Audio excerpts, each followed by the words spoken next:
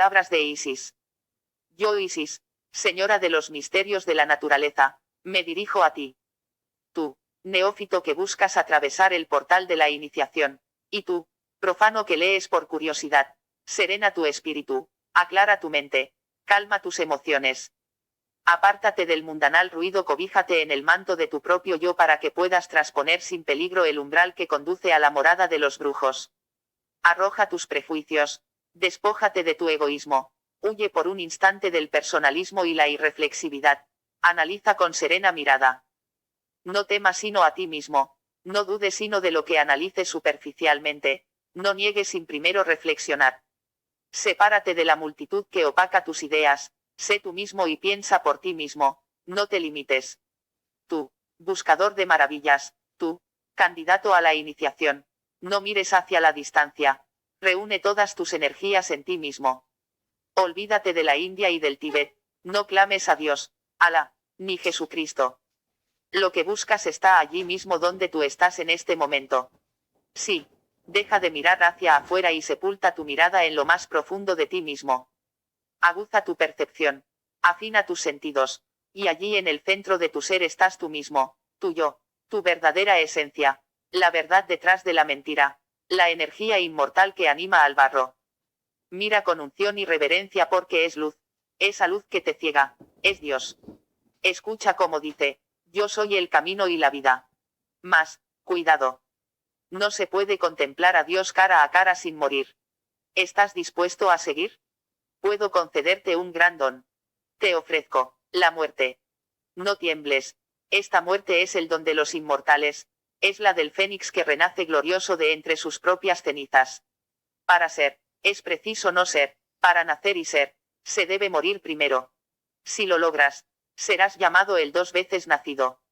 No desdeñes mi oferta, piénsalo bien. Más vale morir ahora que vivir a la espera de la muerte. No creas que si me rechazas podrás seguir indemne tu camino, por el contrario, todos los caminos conducen hacia mí. Ignórame y serás como los huérfanos, que no conocen a sus padres. Solamente tienes 2 caminos, o te devoro o te desposas conmigo. Tuya, y solo tuya es la elección. Si eliges ser devorado, dedícate a gozar de la vida, apura la copa del placer hasta la última gota, cierra la mente a la voz de tu espíritu, entrégate a la bestia, y disfruta del placer sensual de la materia. Así, casi sin darte cuenta, llegará el momento de la antropofagia final. ¿Crees acaso que me compadeceré de ti? Te engañas, no tengo sentimientos, estoy más allá del placer y del dolor, más allá del bien y del mal, soy como el sol que se levanta en las mañanas para alumbrar a todos por igual. Después de tu muerte serás solo un despojo y un recuerdo. Después, ni siquiera eso. Si anhelas desposarte conmigo debes estar dispuesto a sufrir la muerte iniciática. Tendrás que pasar por las pruebas a las cuales te someterá sin piedad la terrible esfinge para aquilatar tu valor espiritual y la calidad de tu temple. Yo me entrego solamente al que llegó a la crucifixión, resistiendo los embates de los 4 elementos. Amo solamente a los que han sabido apurar la copa de la amargura, de las traiciones, del escarnio y la mofa, persecuciones, calumnias y difamación, a los iniciados que han persistido con valor, sufriendo la soledad del espíritu en medio de un mundo de animales. A mí se llega después de haber recibido la calumnia y la difamación, que son las pruebas del aire, los golpes y persecuciones que son las pruebas de la tierra, los vicios y las tentaciones sensuales que son las pruebas del agua, y después de haber dominado las ambiciones descontroladas, que son las pruebas del fuego. Este cuaternario corresponde a cada uno de los extremos de la cruz, donde fue clavado uno de los que arribó a mi regazo, Jesús, el Cristo. No obstante, otros aún más grandes han vivido y viven en el secreto, nadie conoce su existencia porque así conviene a sus labores. No creas que en el mundo existen solo los nacidos una vez y los 2 veces nacidos, también existen, por desgracia, los 1,5 vez nacidos, y los abortados. Guárdate de engrosar sus filas convencido por su maquiavélico lenguaje, ya que estos no viven ni en este mundo ni en el otro, son aquellos que en verdad no son iniciados ni profanos, los imitadores de los maestros, los semisabios, los sembradores de mano sucia, los seguidores de la letra muerta, y los magos negros, que me codician y se ufanan de mi amor, cuando no son dignos ni siquiera de mi sonrisa. Unos pueden vestir sari o túnica, otros, collarines y mandiles, otros, los atavíos rosacruces, algunos, se proclamarán los únicos dueños de la verdad, creyendo tener su monopolio, todos se jactan de mi amistad, pero son solamente pordioseros que me imploran una migaja de sabiduría. No se nace dos veces parándose de cabeza o meditando, ni en el ataúd de ceremonias puramente simbólicas, como tampoco, por obra y gracia del Espíritu Santo. Si me desdeñas, recibe mi bendición y prosigue tu camino. Destinado estás a ser alimento de los dioses. No todos pueden ser hombres, algunos, solamente animales, o peor todavía, vegetales. Si vienes a mí por curiosidad, piénsalo dos veces. Es fácil ser temerario con lo que no se conoce. Si no tienes el valor necesario, retrocede, escúdate en tu vanidad y en tu orgullo, confórmate con mirar el suelo como tus congéneres. Si no estás preparado, no aspires a conocer mi rostro, desgraciado de aquel que poseído de animal codicia o insana curiosidad, contemplare aunque fuera mi reflejo, porque no me olvidará jamás, y morirá atormentado por el ansia de poseerme.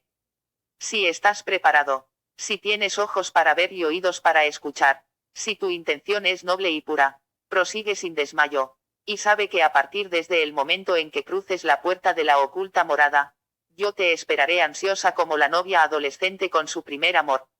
Este libro puede ayudarte mucho, puede ser el guía que te lleve hacia la escondida puerta que tantos buscan y que tan pocos encuentran. Busca y encontrarás. No eleves preces a los dioses, lucha por mí. Me conquistarás por la fuerza de tu decisión, y no orando. El anticristo. Resulta sorprendente cómo el ser humano, sabiendo tantas cosas, comprende tan pocas. Al igual que en la homeopatía, el producto noble conocimiento, se encuentra diluido infinitesimalmente, debido a la incapacidad de comprensión. El Homo sapiens dedica sus más importantes esfuerzos al aumento de su saber, pero es precisamente en este empeño donde se pierde cada vez más en la bruma de la incertidumbre y la desorientación.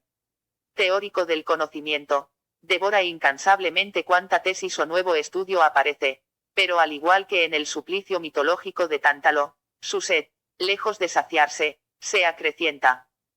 Paradójico destino es el de esta criatura alucinada, saber cada día más y comprender cada vez menos.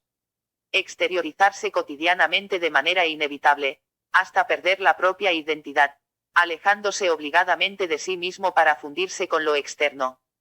El sapiens ha avanzado con rapidez extraordinaria en la conquista de la ciencia, y con la misma celeridad se ha perdido a sí mismo para vivir en un mundo de fantasmas nacidos de la alucinación colectiva de un mundo cada vez más artificial, estereotipado, y programado.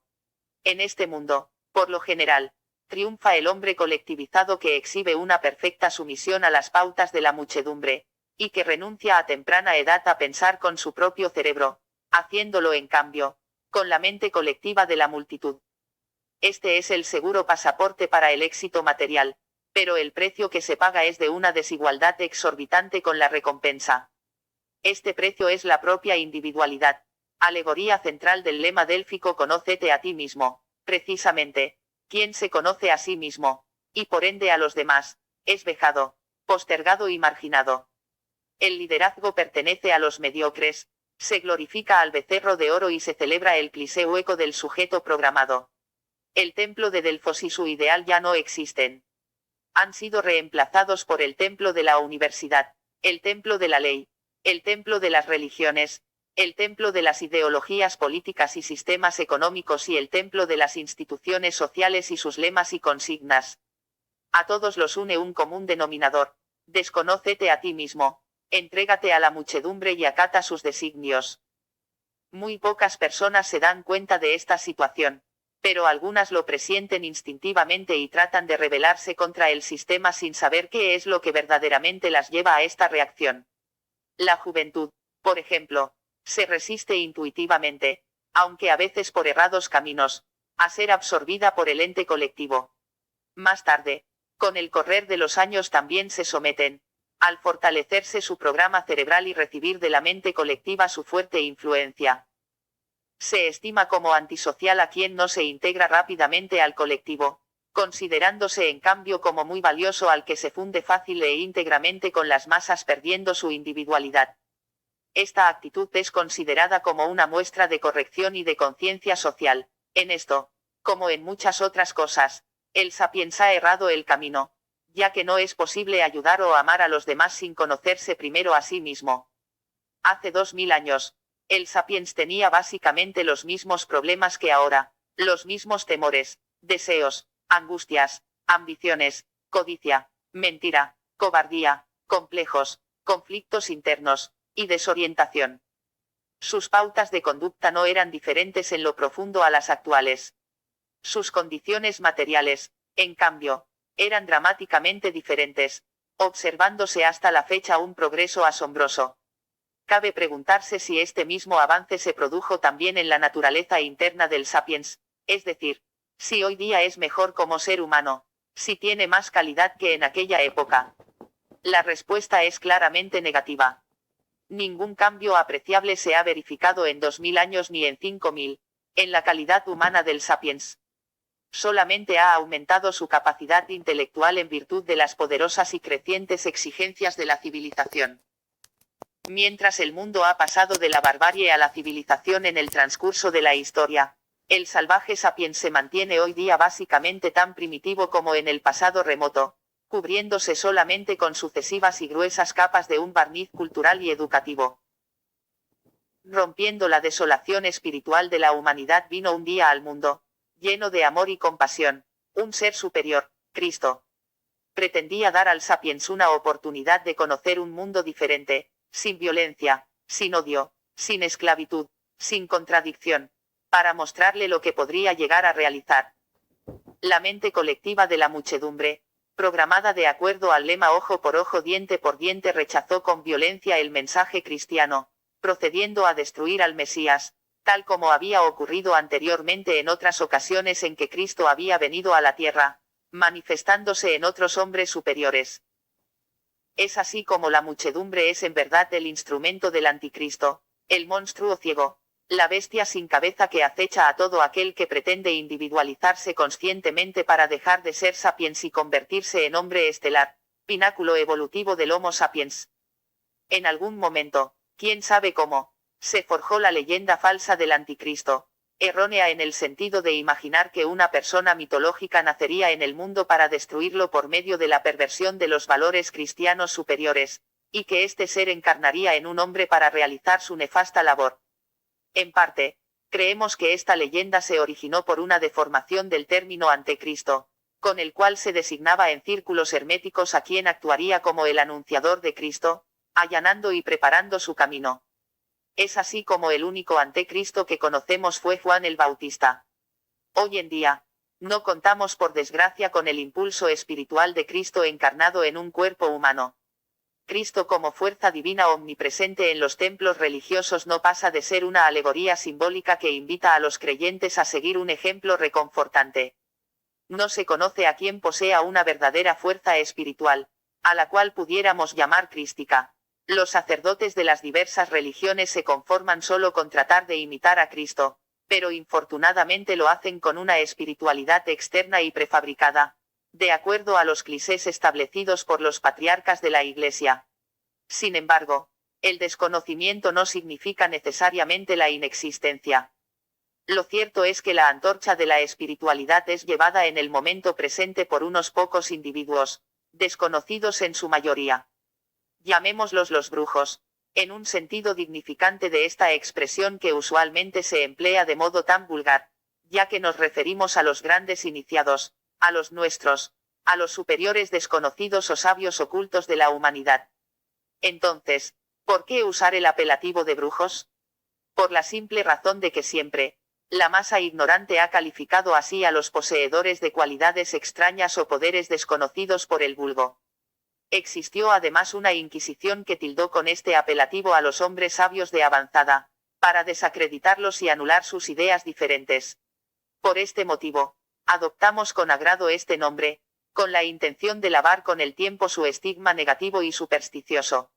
Pretendemos mostrar cómo la hechicería, la ignorancia y la superstición son exclusividad del sapiens, y no así de los brujos, por desgracia, En el pasado, la mentalidad popular ha calificado de brujos a los simples hechiceros que viajan al Sabbat empleando sortilegios de baja extracción para satisfacer tal vez sus bajas pasiones. Ahora bien, ¿por qué designamos a Cristo como el símbolo de la espiritualidad? Lo hacemos porque Jesús fue el miembro más destacado de la cofradía de los brujos, preparado especialmente para su misión de hacer encarnar en sí mismo a Cristo. Jesús y Cristo eran dos personas diferentes, una humana y otra divina. Cristo es un ser superior que está en un punto de la escala evolutiva donde un ser humano podría tal vez llegar en millones de años de evolución. Concibámoslo como una potencia espiritual extraterrestre, a la cual podríamos llamar un arcángel. Este arcángel, debido a su larguísima evolución, poseía una perfecta y poderosa espiritualidad, motivo por el cual Jesús fue largamente preparado para poder resistir en su cuerpo físico esta altísima vibración, la cual solo podía manifestarse por breves momentos, ya que su intensidad podía destruir el sistema nervioso y celular del cuerpo de Jesús. Cristo era quien realizaba los milagros a través de Jesús, el cual proveía la materia para su manifestación. La cofradía de los brujos permanece muy bien oculta, porque tiene derecho a su propia intimidad, pero algunos de sus miembros se han mezclado con la gente común, guiados por el anhelo cristiano de mostrar al sapiens el camino hacia una vida superior. Saben, sin embargo, que el conocimiento del arte hermético, que es el instrumento para llegar a la cumbre espiritual, es solamente para una élite, y no para ser divulgado. No obstante, la cofradía iniciática otorga la oportunidad para que cualquier persona que tenga el suficiente merecimiento pueda llegar, si es que la magnitud de inteligencia de su esfuerzo se lo permite, a integrar la élite hermética de los brujos u hombres estelares. La ciencia de los brujos se llama arte hermético, en honor a Hermes Trismegisto, de quien afirma la tradición habría llegado a la Tierra hace aproximadamente 30.000 años, procedente del espacio exterior, siendo ungido supremo gran maestro de la cofradía iniciática. Inspirado en sus luces, Egipto llegó a ser grande y sabio, denominándose hermetismo a la ciencia sagrada de los sacerdotes. Solo a costa de grandes sacrificios y pruebas era posible en aquella época pertenecer a una escuela iniciática hermética, y la gran mayoría que lograba ingresar, fracasaba en el camino por no tener la entereza moral y espiritual para resistir los múltiples obstáculos, tentaciones y pruebas con que Isis, la señora de los misterios de la naturaleza, aquilataba en su justa valía a quienes pretendían el conocimiento supremo de la verdad absoluta. Fue en una de esas escuelas donde Jesús se realizó a sí mismo como hermetista, llegando a los más altos grados iniciáticos.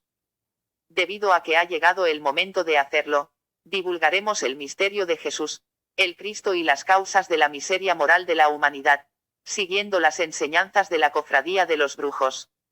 Esta miseria moral proviene de la adoración al becerro de oro, es decir, del sometimiento del ser humano al dios dinero, en aras del cual debe entregar o sacrificar sus posibilidades espirituales para poder subsistir. Los que poseen los adecuados medios de supervivencia pervierten, por lo general, sus valores espirituales en potencia en el necio juego de escalar posiciones sociales a costa del mercado de consumos. Poco vale la espiritualidad o calidad moral de un individuo, ya que la necesidad de oro lo lleva a denigrarse y prostituirse por el vil metal, el que compra honra, respeto ajeno, amor, fama, y poder. El dios dinero está sentado sobre el mundo, y quien quiere disfrutar sus dones, debe adorarlo. El verdadero poder del dinero no es únicamente material, sino que es principalmente una fuerza oculta, ya que la moneda no vale nada por sí misma, sino que solamente es un símbolo del esfuerzo o del trabajo humano. Por extraña paradoja, aunque el trabajo es intrínsecamente noble, el dinero, producto del esfuerzo, está bajo el control o influencia de un poder satánico o diabólico. Invitamos al lector a meditar en qué es lo que él haría si fuera Satanás para corromper al ser humano, de qué medios o herramientas se valdría para fomentar los crímenes, la codicia, la guerra, el fratricidio, y la descomposición de los valores morales. Resulta difícil imaginar para esto algo más adecuado que el oro, neutro en su propia condición, pero diabólico al manejarse torcidamente. Pero, ¿es que existe Satanás verdaderamente? ¿O es solo el mito creado por el vulgo para explicar ciertas cosas? Si una persona cree en la existencia de Dios, tiene que creer necesariamente en la realidad del diablo o Satán, contraparte del supremo creador. Debemos recordar que en la vida no existe la unidad absoluta, y que la mera existencia de algo debe llevarnos a afirmar que lo contrario de esto también es real. No hay luz sin sombra, bien sin mal, ni verdad sin la mentira. La muerte sigue a la vida y la vida a la muerte. Dios sería entonces la suprema inteligencia creadora, y el diablo la inteligencia destructiva. En la cábala antigua se ha simbolizado al diablo como la sombra de Dios. Así, tal como el gran creador tiene sus huestes angélicas, el demonio tiene también su legión infernal.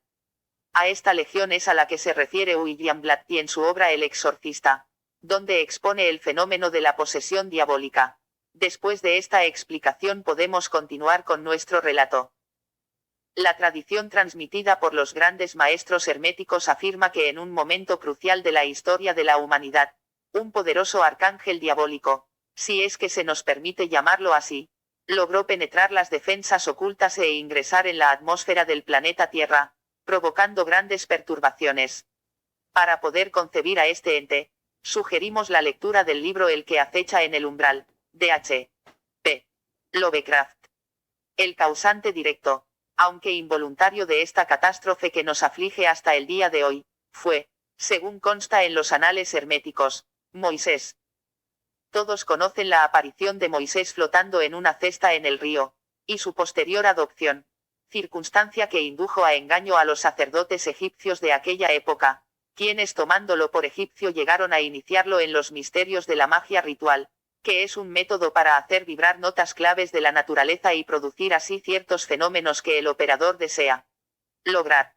El estudio de la física atómica nos muestra en teoría que es posible producir cambios o transmutaciones en la materia, por lo que no tiene nada de milagroso que estas mutaciones se lleven a cabo por procedimientos secretos.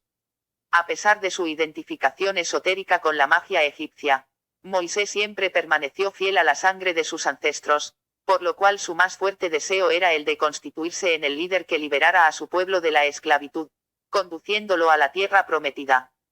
Guiado por este deseo, Moisés, consciente de las poderosas fuerzas que había aprendido a manejar, concibió una audaz idea: realizar un pacto o alianza mágica con un ángel, criatura divina que se encargaría de darle el poder y la ayuda del cielo para salvar a sus hombres.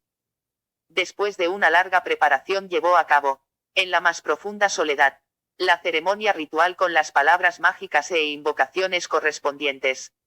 En medio de impresionantes fenómenos atmosféricos y telúricos hizo su aparición un ser de impresionante presencia, que hizo temblar de pánico a Moisés por la tremenda fuerza que proyectaba.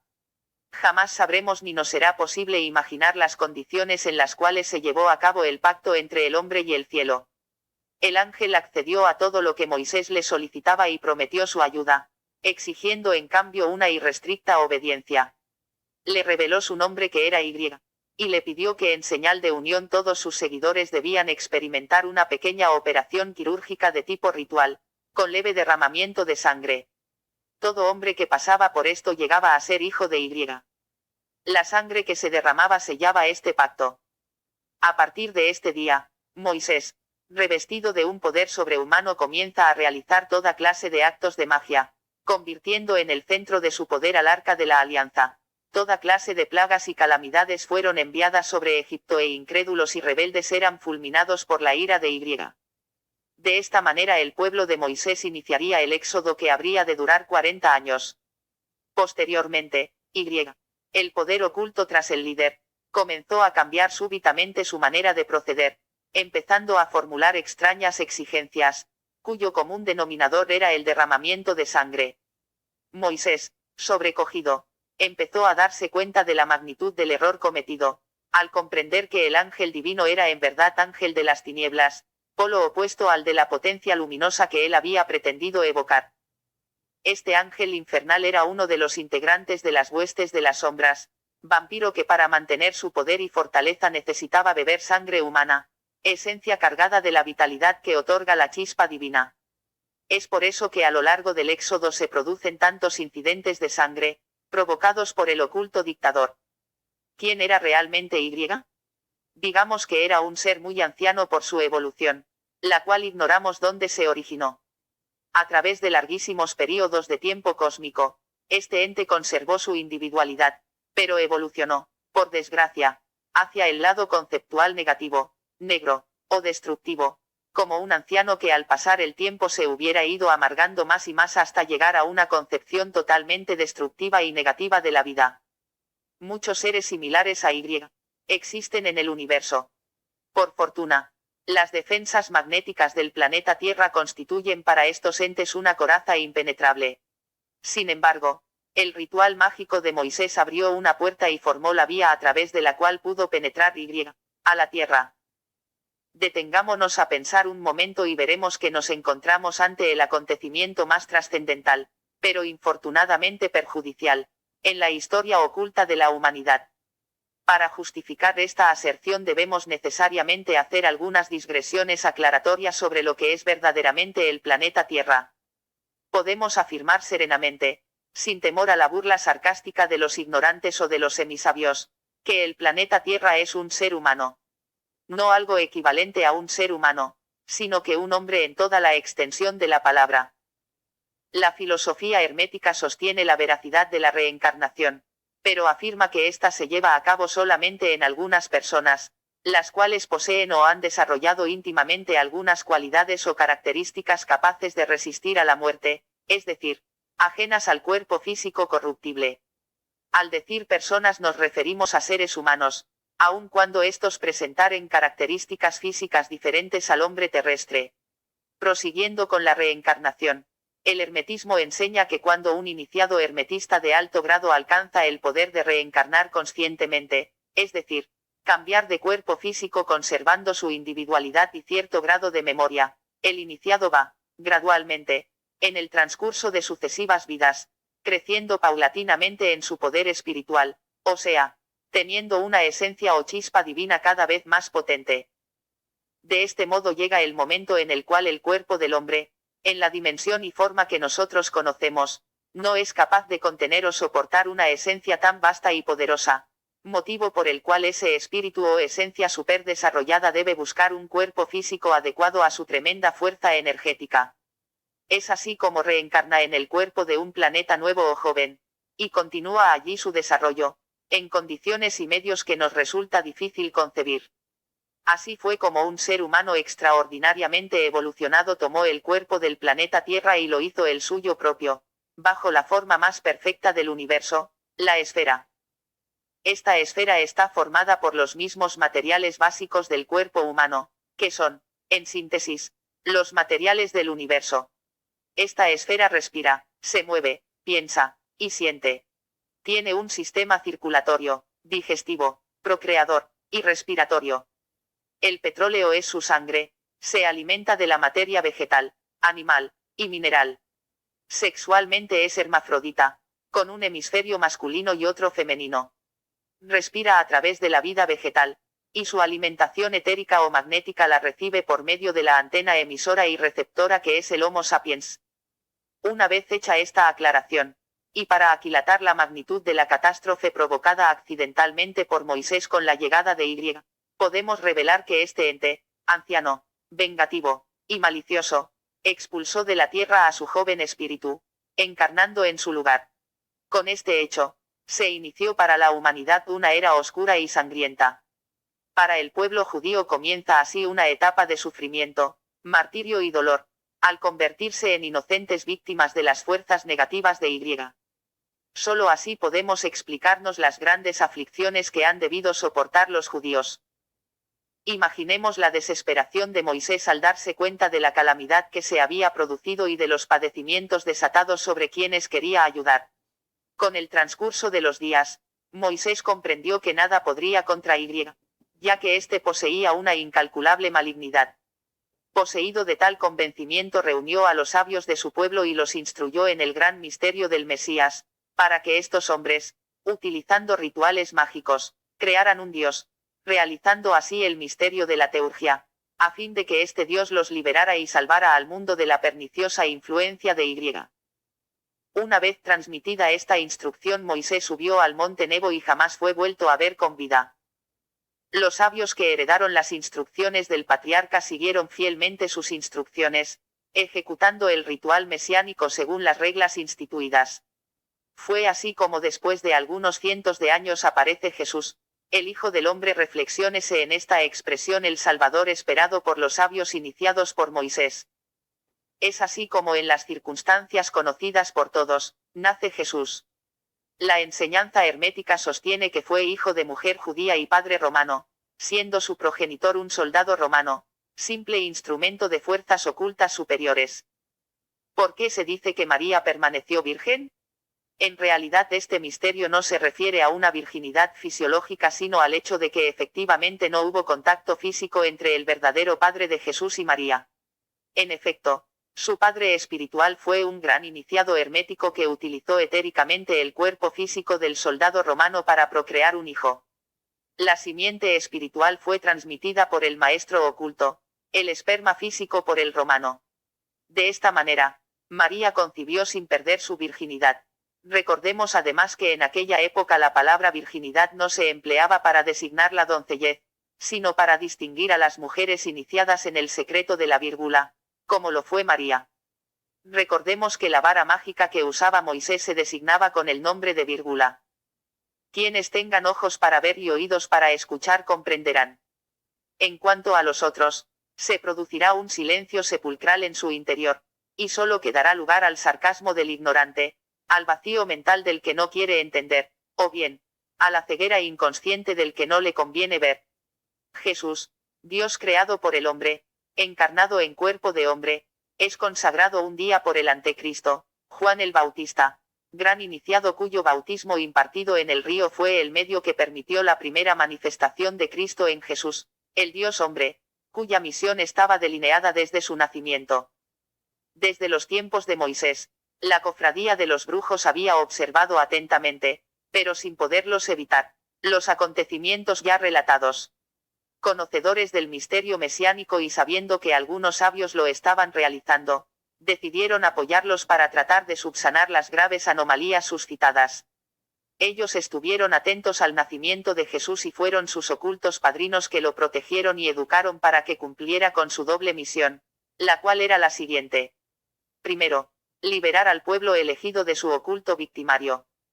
Segundo, salvar al mundo en general del vampiro invisible que se hacía llamar Y, para así iniciar en la tierra una nueva era bajo el lema cristiano de amaos los unos a los otros, lo opuesto de ojo por ojo y diente por diente. Paralelamente a esta misión, Jesús fue un activo miembro de la cofradía de los brujos, recibiendo de ella todo su apoyo e inspiración, aun cuando los grandes maestros sostienen que fracasó en su misión, o mejor dicho, solo tuvo un éxito parcial, ya que no logró su cometido. Debemos entender que nos referimos a Jesús, y de ninguna manera a Cristo. A fin de comprender verdaderamente a Jesús, es preciso considerar su triple personalidad. 1. Jesús hombre. 2. Jesús Dios, Dios creado por el hombre. 3. Cristo, quien se manifestaba a través de Jesús.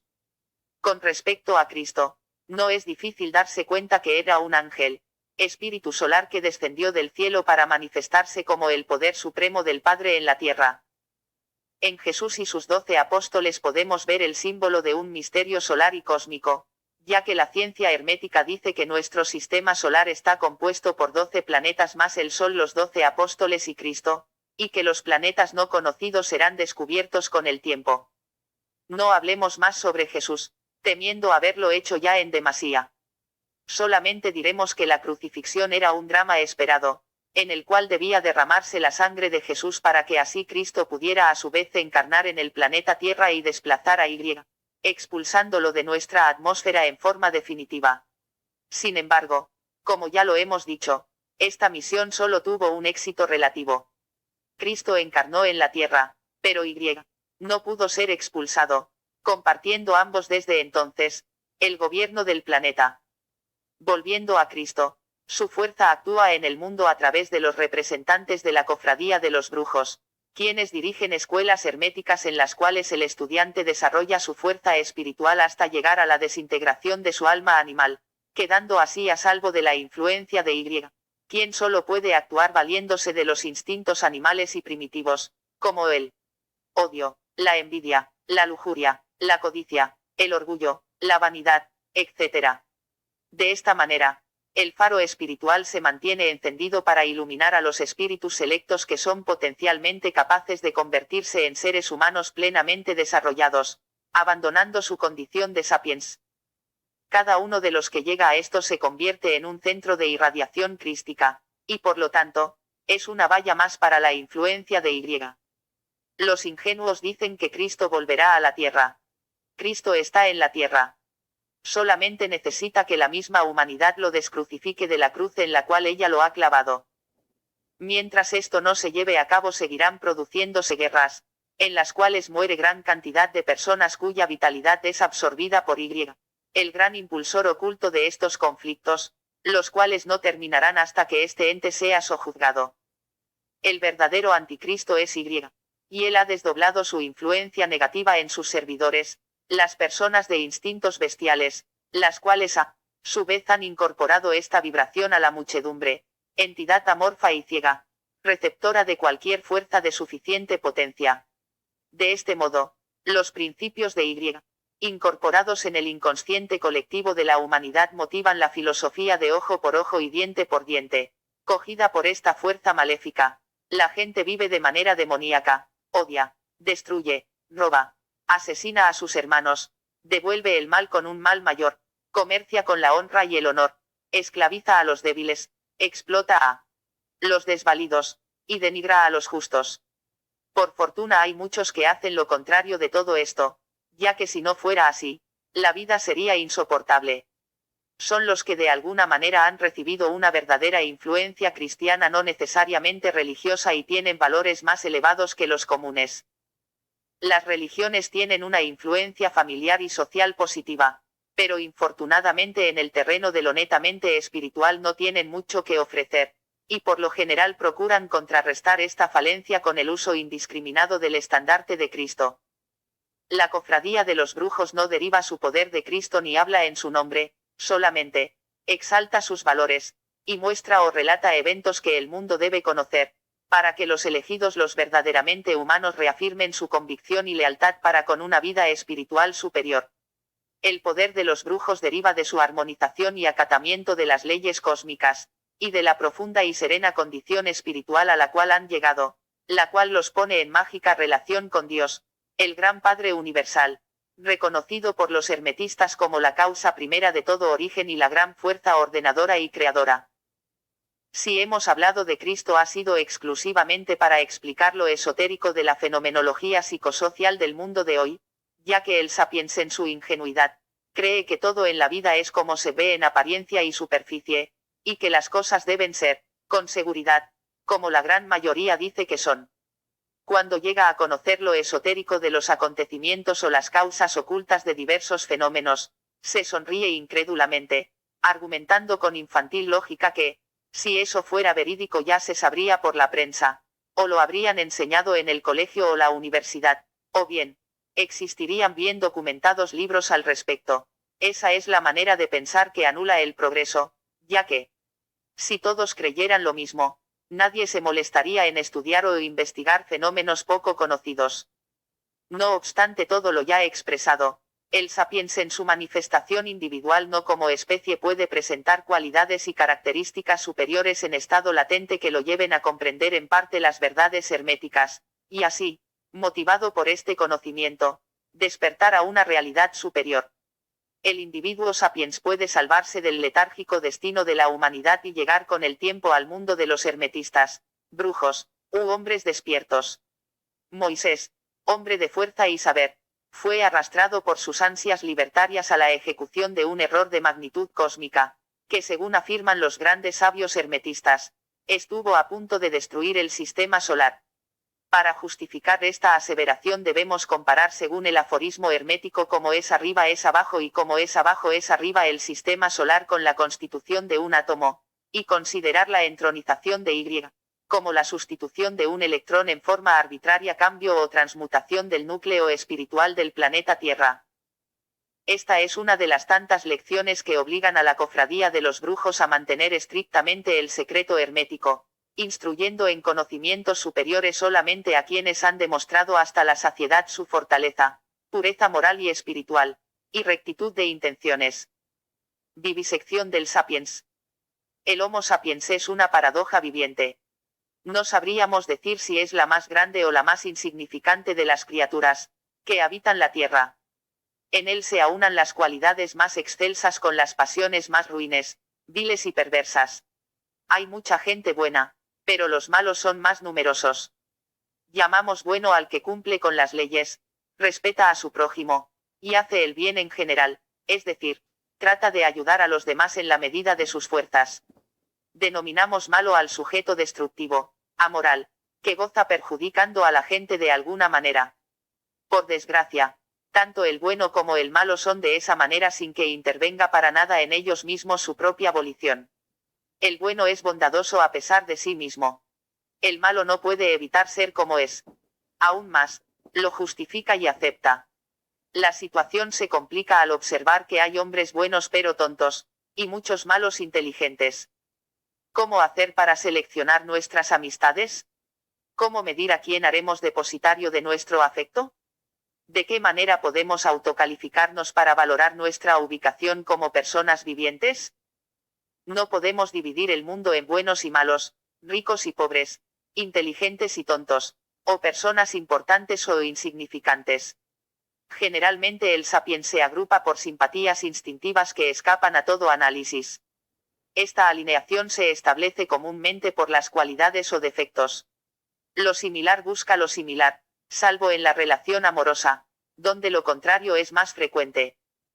Los hombres de ciencia estudian constantemente la psicología del sapiens, procurando justificar, de algún modo, sus infinitas contradicciones. Se han escrito incontables tratados y ensayos sobre la moral, el amor, la ética, la vida, la muerte, lo finito, y lo infinito. No obstante, muy poca luz ha surgido sobre la verdadera naturaleza del sapiens. No se debe esto a que la ciencia ignore demasiadas cosas, sino al hecho sorprendente de la inutilidad que reviste el saber, al comprobar la incapacidad de la persona humana, de aquilatar o tomar el peso a los alcances o proyecciones de conceptos determinados. Diciéndolo de otra manera, si afirmamos que el ser humano vive permanentemente en un estado sonambúlico, el estudiante puede entender perfectamente la idea, especialmente si está bien documentada, pero será absolutamente incapaz de proyectarla al contexto general de la vida humana y natural. Es decir, no captará ni remotamente todo el horror que encierra la afirmación que nos sirve de ejemplo. Es así como las más impactantes realidades permanecen ignoradas, a pesar de que son de público dominio. Uno de los hechos más impresionantes es precisamente nuestra condición biológica de animales. No lo pensemos abstractamente, sino que repitámoslo varias veces: soy un animal, soy un animal, soy un animal. Pensemos en lo que esto verdaderamente significa y en todo aquello que involucra. Sabemos que la mayoría de las personas dirán que entienden perfectamente que son animales, pero también estoy seguro que les resultará absolutamente imposible visualizar las asombrosas proyecciones que esto tiene. Debido a lo cual, podemos decir que la ciencia sabe mucho pero lo ignora casi todo. Al respecto, podemos recordar con agrado el libro de Desmond Morris, El mono desnudo, un estudio sobre el animal humano. Este libro, dirigido al gran público, produjo un gran impacto, por el crudo examen de las características animales del sapiens, haciendo de él un acertado retrato zoológico. ¿Y qué ocurría antes de esto? ¿Acaso la gente no sabía que el sapiens era un mono? Por supuesto que sí, pero nadie pesaba el significado que esto tenía. Y sin embargo, el sapiens se siente profundamente orgulloso de su talento, de su genio creador, de su capacidad de raciocinio, de su capacidad de afecto y de su poder creador, autodenominándose la más alta manifestación viviente de la inteligencia, o la criatura viviente más perfecta. Particularmente satisfecho se muestra el sapiens con su cultura, aduciendo que la capacidad de transmitirla a generaciones venideras lo diferencia enormemente de las demás especies animales, las cuales, en apariencia, carecen de esta facultad. De igual modo, Sapiens afirma poseer altísimos privilegios inherentes al grado de civilización obtenido por su especie. También hemos oído frases tales como: todo ser humano tiene derecho a ser feliz, o bien todo ser humano es libre por naturaleza. Diciéndolo de otro modo, esto equivale a sostener que por el solo hecho de haber nacido, Una criatura sapiens tiene derecho a libertad, felicidad, amor y bienestar. Pretendemos mostrar no demostrar ya que escribimos solo para las personas inteligentes, que no necesitan ser convencidas, sino que se convencen a sí mismas con argumentos inteligentes y razonables que el Homo sapiens no solamente no tiene derecho ni a libertad, ni a felicidad, ni a bienestar alguno que no se lo gane a sí mismo, sino que además, no es ni remotamente tan inteligente, racional, y superior como él mismo lo cree. Por el contrario, queremos establecer la escasa importancia del Homo sapiens ante la naturaleza, y su absoluta mediocridad intelectual, como asimismo, su condición eminentemente sonambúlica y su existencia absolutamente fantasiosa, mentirosa e irreal. En otras palabras, el sapiens es solo una criatura funcionalmente deficiente y antropológicamente infantil, que por motivos psicológicamente comprensibles autoestima, prefiere sepultar esta convicción en lo más profundo del subconsciente, y soñar, en cambio, en su propio e ilusorio poderío, importancia, voluntad e inteligencia. Sería absurdo pensar que en un mundo habitado por seres racionales, conscientes, e inteligentes, exista el peligro latente de una destrucción total por una guerra nuclear. El solo hecho que existan leyes punitivas demuestra que la gente no se conduce teniendo como guía a la razón, la justicia, la tolerancia, el deber, y la corrección. La locura, los complejos, el suicidio, los crímenes pasionales, los trastornos psicológicos, la angustia, la ambición descontrolada, el asesinato, nos prueban, justamente, el irracional comportamiento de las personas. Es así como el sapiens pretende poseer una serie de cualidades, poderes y privilegios, que existen solo en su imaginación. Cuando Calderón de la Barca dijo que la vida es sueño, tenía muchísima más razón de la que jamás nadie podría pensar. La especie sapiens es la cantidad, el número, el material provisto por la naturaleza para que según sus propias leyes, se produzca la selección de unos pocos seres que son los que finalmente llegan a una meta evolutiva. Estos pocos pueden alcanzar verdaderamente una condición humana, y gozar de todos los privilegios que esto involucra, tales como libertad, felicidad, bienestar, amor, etc. La masa proporciona simplemente la materia prima para el experimento social de la naturaleza y de la historia. La naturaleza es fría y no tiene preferencias ni simpatías por nadie en especial. Esto no debe ser motivo para que la gente se desprecie a sí misma, creyendo injustificadamente ser criaturas inferiores. Lo que ocurre, sencillamente, es que el Homo sapiens, según su edad evolutiva, es apenas un niño, que en su condición de tal no puede avergonzarse de no ser como los adultos. En efecto, sabemos que el comportamiento relativamente consciente del ser humano alcanza apenas a unos miles de años, y que si tuviéramos que comparar su edad con la de un ejemplar sapiens edad cronológica de una persona, diríamos, que como especie tiene apenas 8 o 10 años de edad. Cabe esperarse que cuando llegue a su mayoría de edad, la cual tiene que medirse por tiempo cósmico y no terrestre, logre una mayor madurez. Hoy en día la humanidad acepta como normal a todo individuo cuyo comportamiento biológico y psicológico se ajuste a la norma general, es decir, a las pautas colectivas. Anormal es todo aquel que se aparta de estos esquemas. No obstante, jamás pensamos cuán lejos o cuán cerca estará lo normal de lo óptimo. Podría ocurrir que lo normal esté mucho más cerca de lo deficiente, imperfecto, o pésimo, que de lo óptimo. No sería posible, por ejemplo, que los genios no sean los extraordinariamente inteligentes, sino que al revés, el resto de la humanidad extraordinariamente tonta. Debernos aceptar que esto es perfectamente posible, ya que carecemos de hitos o puntos de referencia para comparar a la raza humana con otra. Suponiendo que realmente todos los habitantes del planeta fuéramos dementes, ¿qué posibilidades tendríamos de darnos cuenta de esto? Un individuo solamente puede hacerse consciente de estos fenómenos y en virtud de una experiencia mística, trasciende su condición de sapiens, y se eleva a un estado de profunda conciencia y absoluta vigilia, en el cual su tremenda claridad mental lo hace comprender verdades absolutas o eternas, en contraposición a las pequeñas verdades, temporales y relativas, que maneja en su vida habitual.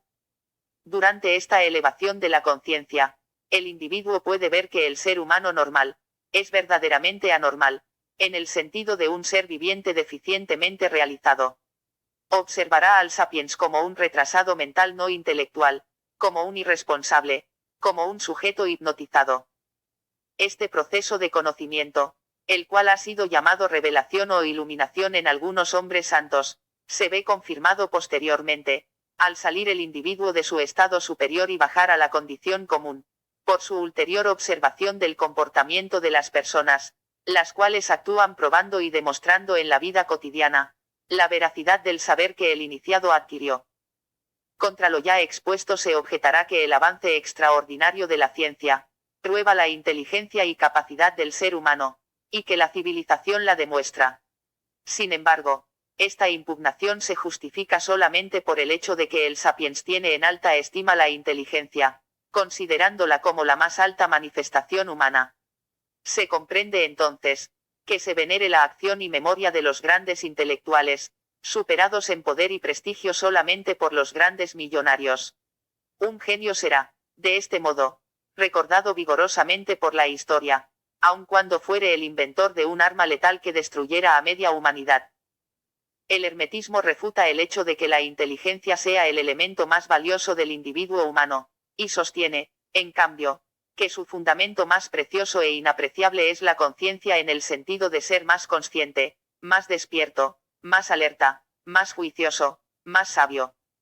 Esta facultad, la conciencia, de la cual carecen la mayoría de las personas, solamente puede nacer en sujetos que por variados factores han alcanzado en la vida un nivel de vigilia más alto que el normal, es decir, que en cierta manera han despertado, liberándose del sueño sonambúlico que aqueja a la masa. Aseguramos que el sapiens es un ser integralmente programado, a nivel cerebral, emocional, instintivo, y físico, en general. Aquello que la psicología llama personalidad, podemos también definirlo como programa individual. Un sujeto cualquiera tiene una compleja y extensa programación cerebral, por efecto de la herencia, la educación, la cultura, la imitación, el aprendizaje, los reflejos condicionados, etc. De esta manera, cuando un individuo piensa, puede hacerlo solamente dentro del texto básico de su programa cerebral, del cual no puede apartarse por motivo alguno, aun cuando se esforzara en lograrlo. Cada sujeto debe atenerse forzosamente a su guión cerebral, y no puede hacer otra cosa que manifestarse en él y por su intermedio. A fin de comprender lo que tratamos de explicar, pensemos en programación y conciencia como en elementos absolutamente opuestos, ya que conciencia implica capacidad de cambio, elección, y autogobierno, lo cual, obviamente, no es posible en un ente que es la manifestación visible de un programa. El gran programador puede ser denominado Dios, Padre Universal, inteligencia cósmica, o como se le quiera nombrar, pero siempre sabremos a qué nos referimos. Debido a su programación cerebral y a otros fenómenos poco conocidos, el ser humano vive, como ya lo hemos dicho con anterioridad, en un permanente estado sonambúlico. ¿Qué es un sonámbulo? El diccionario define el sonambulismo como sueño anormal durante el cual el paciente se levanta, anda, y a veces habla. Genial definición para nuestro propósito, solamente que la expresaríamos de la siguiente manera: sueño que afecta a toda la humanidad, durante el cual se levanta, anda, lucha, ama, odia, goza, sufre, piensa, procrea, vive, envejece, y muere, sin darse cuenta jamás de su condición hipnótica. Recordemos que el conocimiento de la hipnosis se originó en las escuelas esotéricas, y que la ciencia, aun habiéndole adoptado, está muy lejos de conocer. Sin embargo, el individuo duerme en la noche, pero está despierto en el día. Lo que no se considera es que sueño y vigilia representan puntos extremos de la conciencia psicológica, pero que entre estos polos hay muchos grados. Así, una persona puede estar, durante la noche, ligeramente dormida, muy dormida, profundamente dormida, o profundísimamente dormida. Lo mismo ocurre con la vigilia, en la cual, un hombre puede estar apenas despierto o extremadamente alerta. Pues bien, el sapiens se acostumbró insensiblemente a creer que su estado habitual de conciencia durante el día es el de estar despierto, cuando en realidad es un estado de sueño hipnótico o sonambúlico, en el cual, sin embargo, El sujeto puede desenvolverse con apariencias de vigilia, ya que la inteligencia programática no se ve, en apariencia, afectada por la hipnosis, especialmente cuando no hay nadie lo suficientemente despierto como para hacerlo notar. La historia nos relata, empero, los episodios de la vida de algunos filósofos que por haber devenido hombres despiertos, comprendieron la verdad, tuvieron acceso a una realidad profunda y substancial, y trataron de comunicar su conocimiento a los demás hombres para ayudarlos a despertar. Algunos así lo hicieron, pero la inmensa mayoría permaneció sorda, ciega, y muda. No obstante, la gran mayoría de los filósofos han sido solamente grandes pensadores, pero no hombres despiertos, gigantes del intelecto, pero no de la conciencia. Es por eso que la filosofía tradicional ha sido siempre tan árida, tan fría, tan abstracta, y tan poco práctica. Estos filósofos fueron solamente enamorados de la verdad, pero en forma de una imagen o símbolo, y no como una realidad viviente. De este modo, la inteligencia que posee el sapiens, aun cuando sea genial, es una inteligencia mecánica, muerta y programada. ¿Y qué hay de la capacidad creadora? Se nos objetará, cuando el hombre prueba su genio creador a cada instante. Replicamos a esto diciendo que el programa cerebral y cultural del hombre docto o sabio, crece constantemente, pero siempre siguiendo los patrones ya establecidos en el texto. El sujeto puede estudiar o investigar constantemente, pero siempre dentro de los límites del contenido básico de su intelecto. Así, acumula miles de elementos heterogéneos y homogéneos, los cuales, en su diario quehacer intelectual pueden dar lugar a infinitas combinaciones, que se han dado por la mecánica del pensamiento en el trabajo cerebral, pero no por un auténtico proceso de creación. En este mundo regido por la inteligencia mecánica, será tanto más inteligente aquel que más información posee en su programa, y que sea capaz de manejarla en la forma más ágil posible. El filósofo hermético, que se ha convertido realmente en un hombre despierto, tiene una inteligencia viva, despierta, creadora y desprogramada, al revés del común de los mortales. Esta inteligencia se manifiesta más allá de lo puramente intelectual, llegando a la cima de una concepción integral en la cual la inteligencia debe rebasar el ámbito intelectual para llegar a la dimensión de lo mental.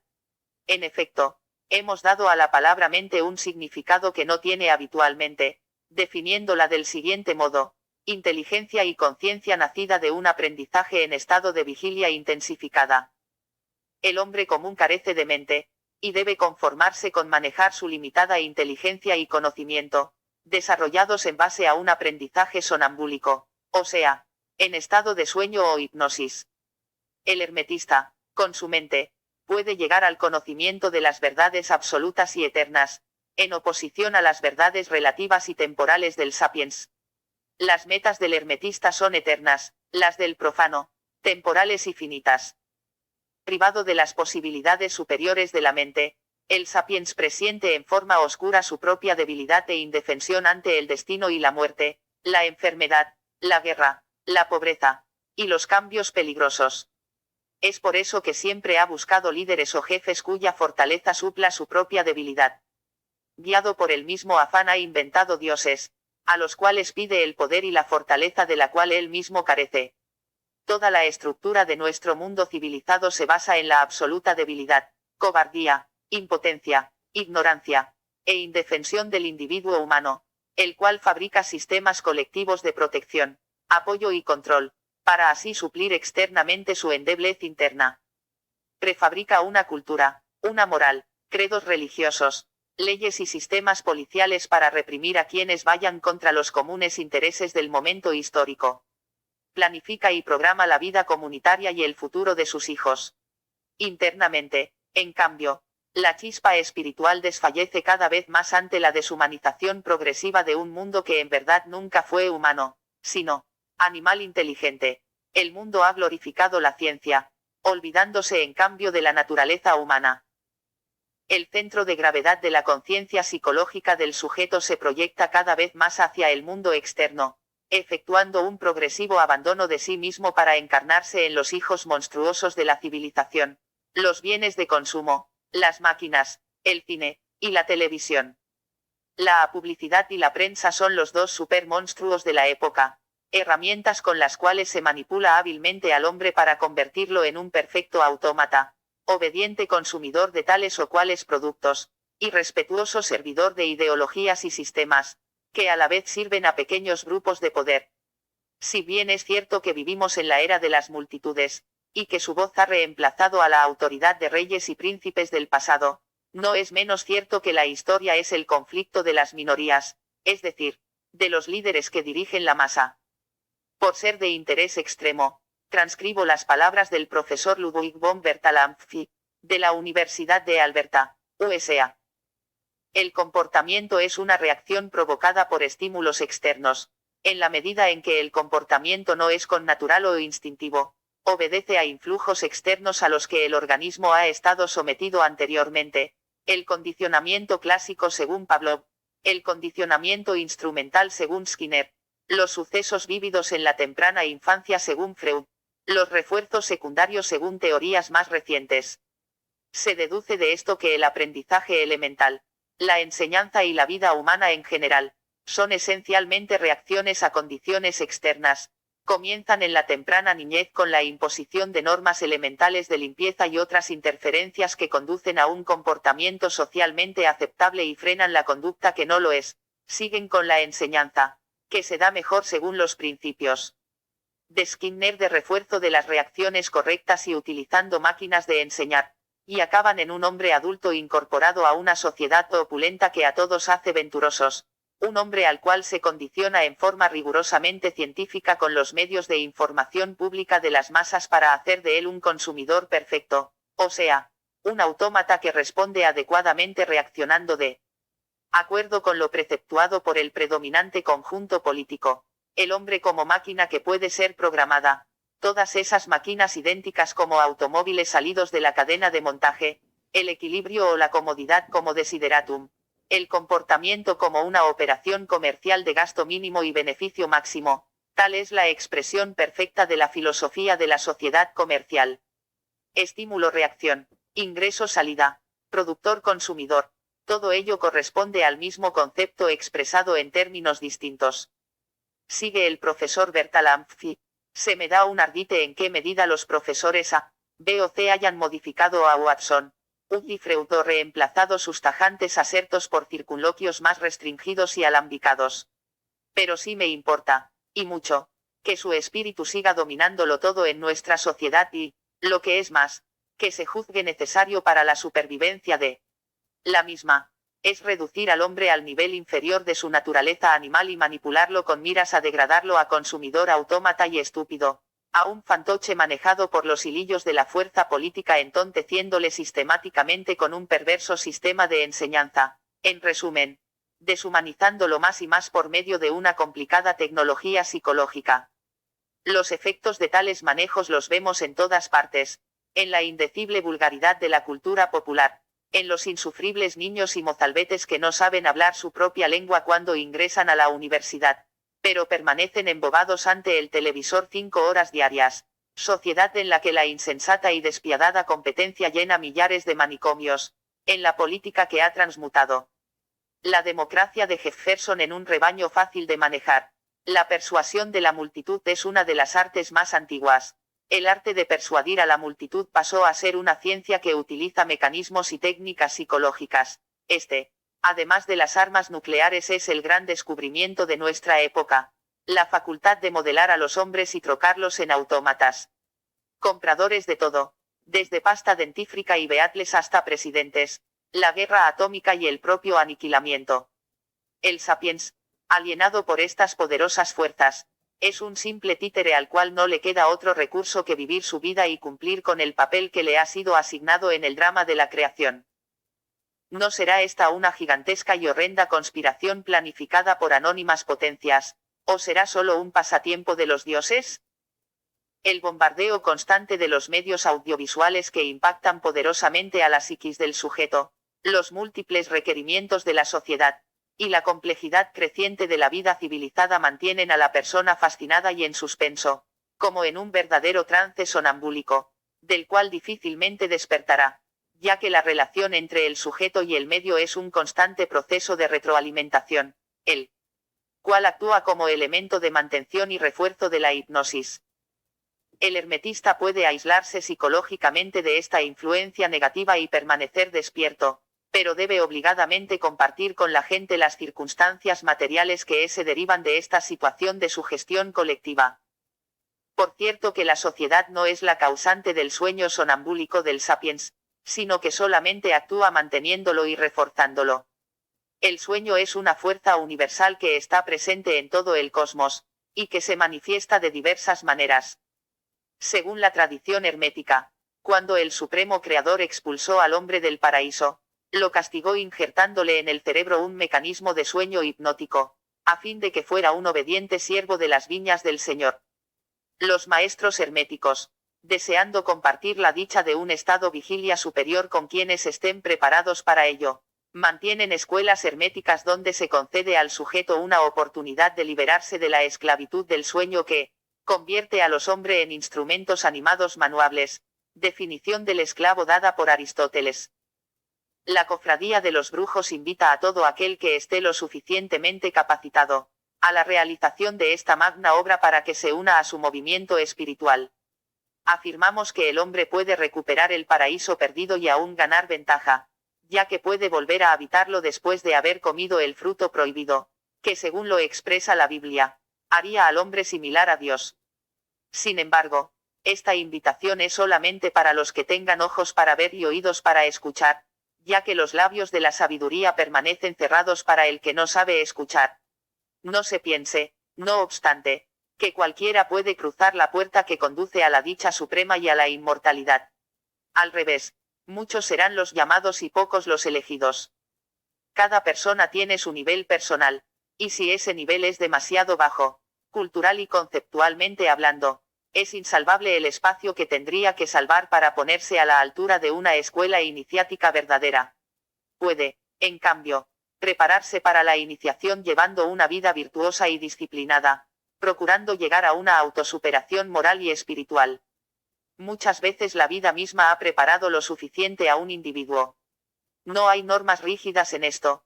En determinados casos se exigirá a un individuo una educación superior como requisito básico para ingresar a una escuela, ya que sin una base cultural le sería imposible comprender la enseñanza, y su camino sería un acto de fe, lo cual es insuficiente. Debemos considerar que a pesar de que el sapiens está íntegramente programado, y esto lo perjudica de la manera que hemos analizado, posee la chispa divina, y que este solo hecho le brinda de inmediato todas las más grandes posibilidades de redención y ascenso. Esto lo podemos observar en aquellas personas que por alguna causa tienen una chispa divina más poderosa que lo común, y que demuestran este hecho realizando toda clase de buenas obras y enfrentando la vida con un criterio superior. Si vivisectamos al hombre es solo para mostrarle sus posibilidades de evolución, y no con el ánimo de una crítica destructiva o cruel. El alma colectiva de la especie. Aristóteles definió un esclavo como un instrumento animado manuable. Esta pavorosa descripción no ha sido jamás tan acertada como hoy día si la aplicamos al ser humano en general, ya que el individuo es un mero apéndice y caja de resonancia de la especie. El Homo sapiens, al igual que las otras especies animales, posee un alma colectiva que regula y dirige la evolución de la raza.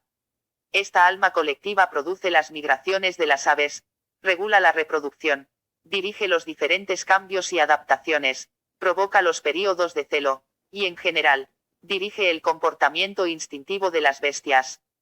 El sapiens, por el hecho de pertenecer al reino animal, no puede estar libre de esta fuerza directora, la cual, en efecto, lo controla, dirige, supervigila, y regula, actuando como una mente común que sofoca el pensamiento propio.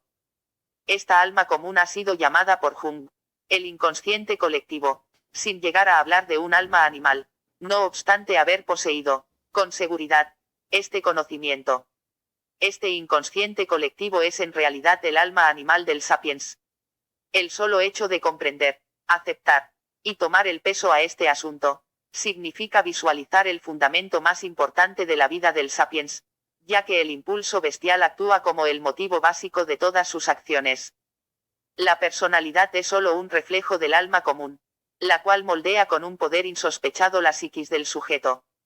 Es nada más que una emanación del depósito común, la cual se incorpora y personaliza en un individuo, quien llega así a tener, si es que se puede usar esta expresión, un alma animal de su propio peculio, miniaturización y singularización de la gran alma colectiva.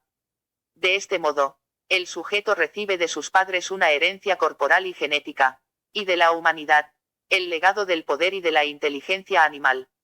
En estas condiciones, ya es muy difícil que el sujeto llegue a sobreponerse a esta compulsión arrolladora y pueda llegar a formar su propia personalidad individual. Debe conformarse con compartir el destino común de sus congéneres, a no ser que tenga la suerte de llegar a una escuela hermética. Sostenemos que no puede haber un verdadero progreso espiritual y moral si el hombre no corta el cordón umbilical que lo une al computador central de la especie, el cual sustenta las características bestiales. Este acontecimiento memorable, único, trascendental e irreversible, es el que se lleva a cabo en el seno de las verdaderas escuelas herméticas. Las otras, en cambio, no tocan para nada el alma animal del estudiante, limitándose a impartirle determinada enseñanza, la cual, con seguridad, será utilizada para bestializar aún más la inteligencia. He aquí un fenómeno común de nuestro tiempo, la bestialización de la inteligencia. Mientras más inteligente se vuelve un individuo, más grande será el poder de su bestia, quien utilizará ese intelecto para satisfacer sus propios instintos, sin preocuparle nada más. El programa colectivo del alma colectiva basado en una feroz e inhumana competencia, obliga al individuo a matar para comer. La muerte tiene muchos grados, y la destrucción física es el último. Antes viene el lento declinar proveniente de la destrucción de los anhelos interiores.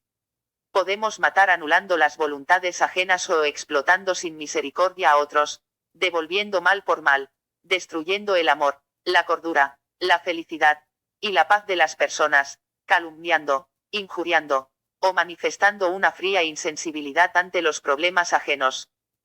El futuro de la raza humana no parece muy promisorio, el acelerado desarrollo de una inteligencia fría y deshumanizada, sin amor ni contenido espiritual. El progreso está concibiendo titanes de la inteligencia, pero pigmeos del espíritu, con la conciencia y la sensibilidad humana atrofiadas por un vasto programa cerebral y cultural al servicio ulterior del computador central de la especie.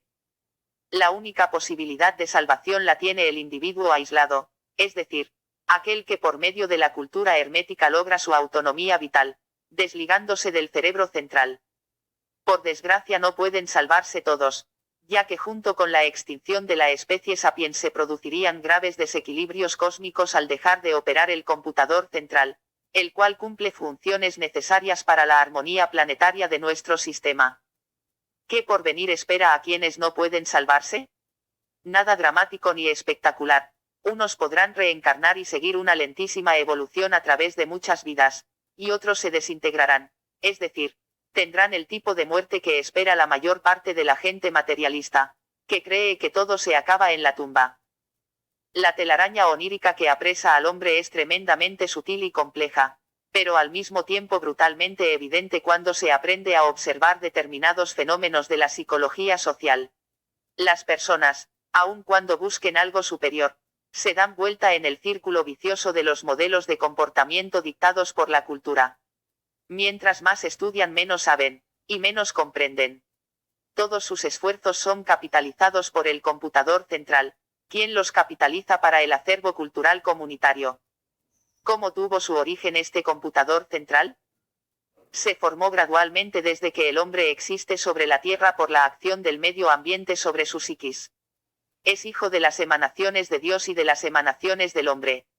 Seguirá creciendo y perfeccionándose en virtud de la vida misma del ser humano, pero lo sobrevivirá a este, ya que esta fuerza, llamémosla inconsciente colectivo, o computador central, no necesita, una vez creada, de un soporte material o biológico para seguir existiendo. El individuo no existe mental o ideológicamente hablando, ya que es inseparable de la cultura. Esta se rige por los modelos de comportamiento aceptados por la sociedad, la cual en última instancia es gobernada por el computador central.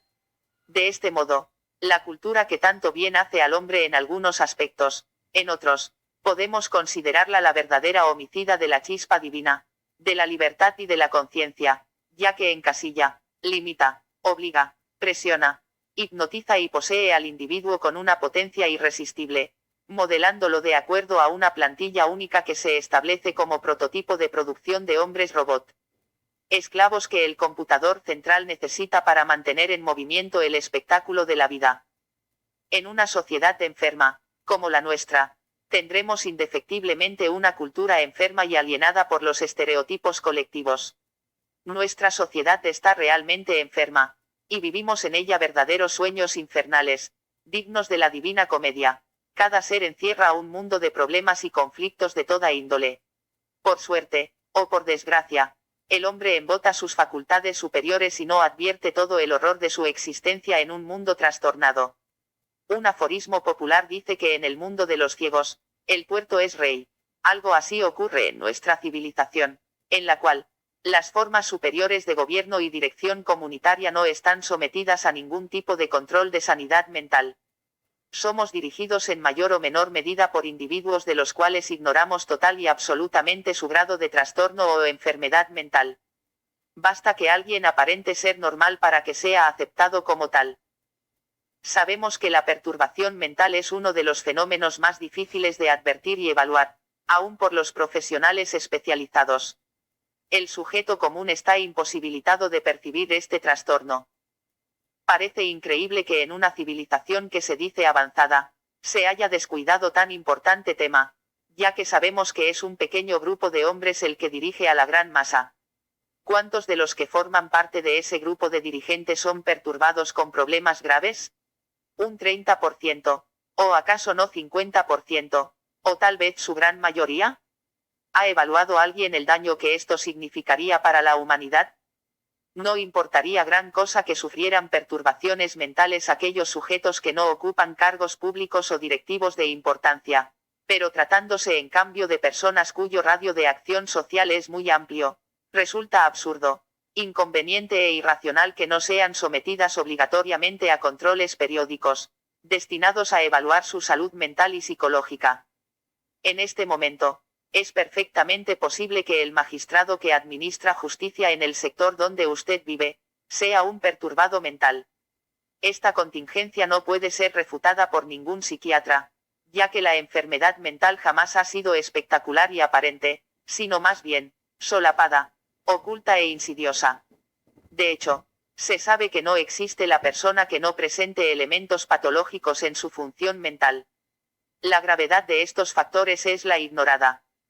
En el caso del magistrado a que hacíamos referencia, si efectivamente éste tuviera una mentalidad patológica de cierta gravedad, se daría el horrible caso de un perturbado mental autorizado por la sociedad para manipular a las personas, administrando la justicia de acuerdo a sus complejos, frustraciones, manías y traumas. A esto puede objetarse que un juez no hace sino atenerse al texto de la ley, pero si analizamos en conciencia, comprenderemos que el código es sensible a muchas interpretaciones personales. Cabe preguntarse cuántos jueces paranoicos existirán en el mundo, desvirtuando totalmente la sagrada imparcialidad de la ley. Cuántos personajes públicos importantes que son víctimas de la histeria, la megalomanía, el egocentrismo, el ansia desenfrenada de poder, el sadismo, o la pérdida absoluta del sentido de la autocrítica. No existe ningún tipo de control de salud mental sobre aquellas personas que en virtud de su cargo están afectas al fenómeno de la inflación psicológica por el prestigio que su cargo les confiere. Esta palabra, acuñada por Jung, designa la desorientación que experimenta una persona al identificarse con el cargo que desempeña y extraviarse en su autoevaluación.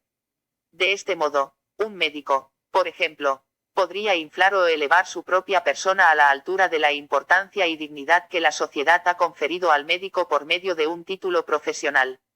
Pero el sujeto no es lo que su cargo o puesto representa, sino meramente una persona, por lo cual no puede él mismo ostentar toda la importancia y grandeza otorgada a la profesión médica en general, colegio al cual pertenecen miles de personas.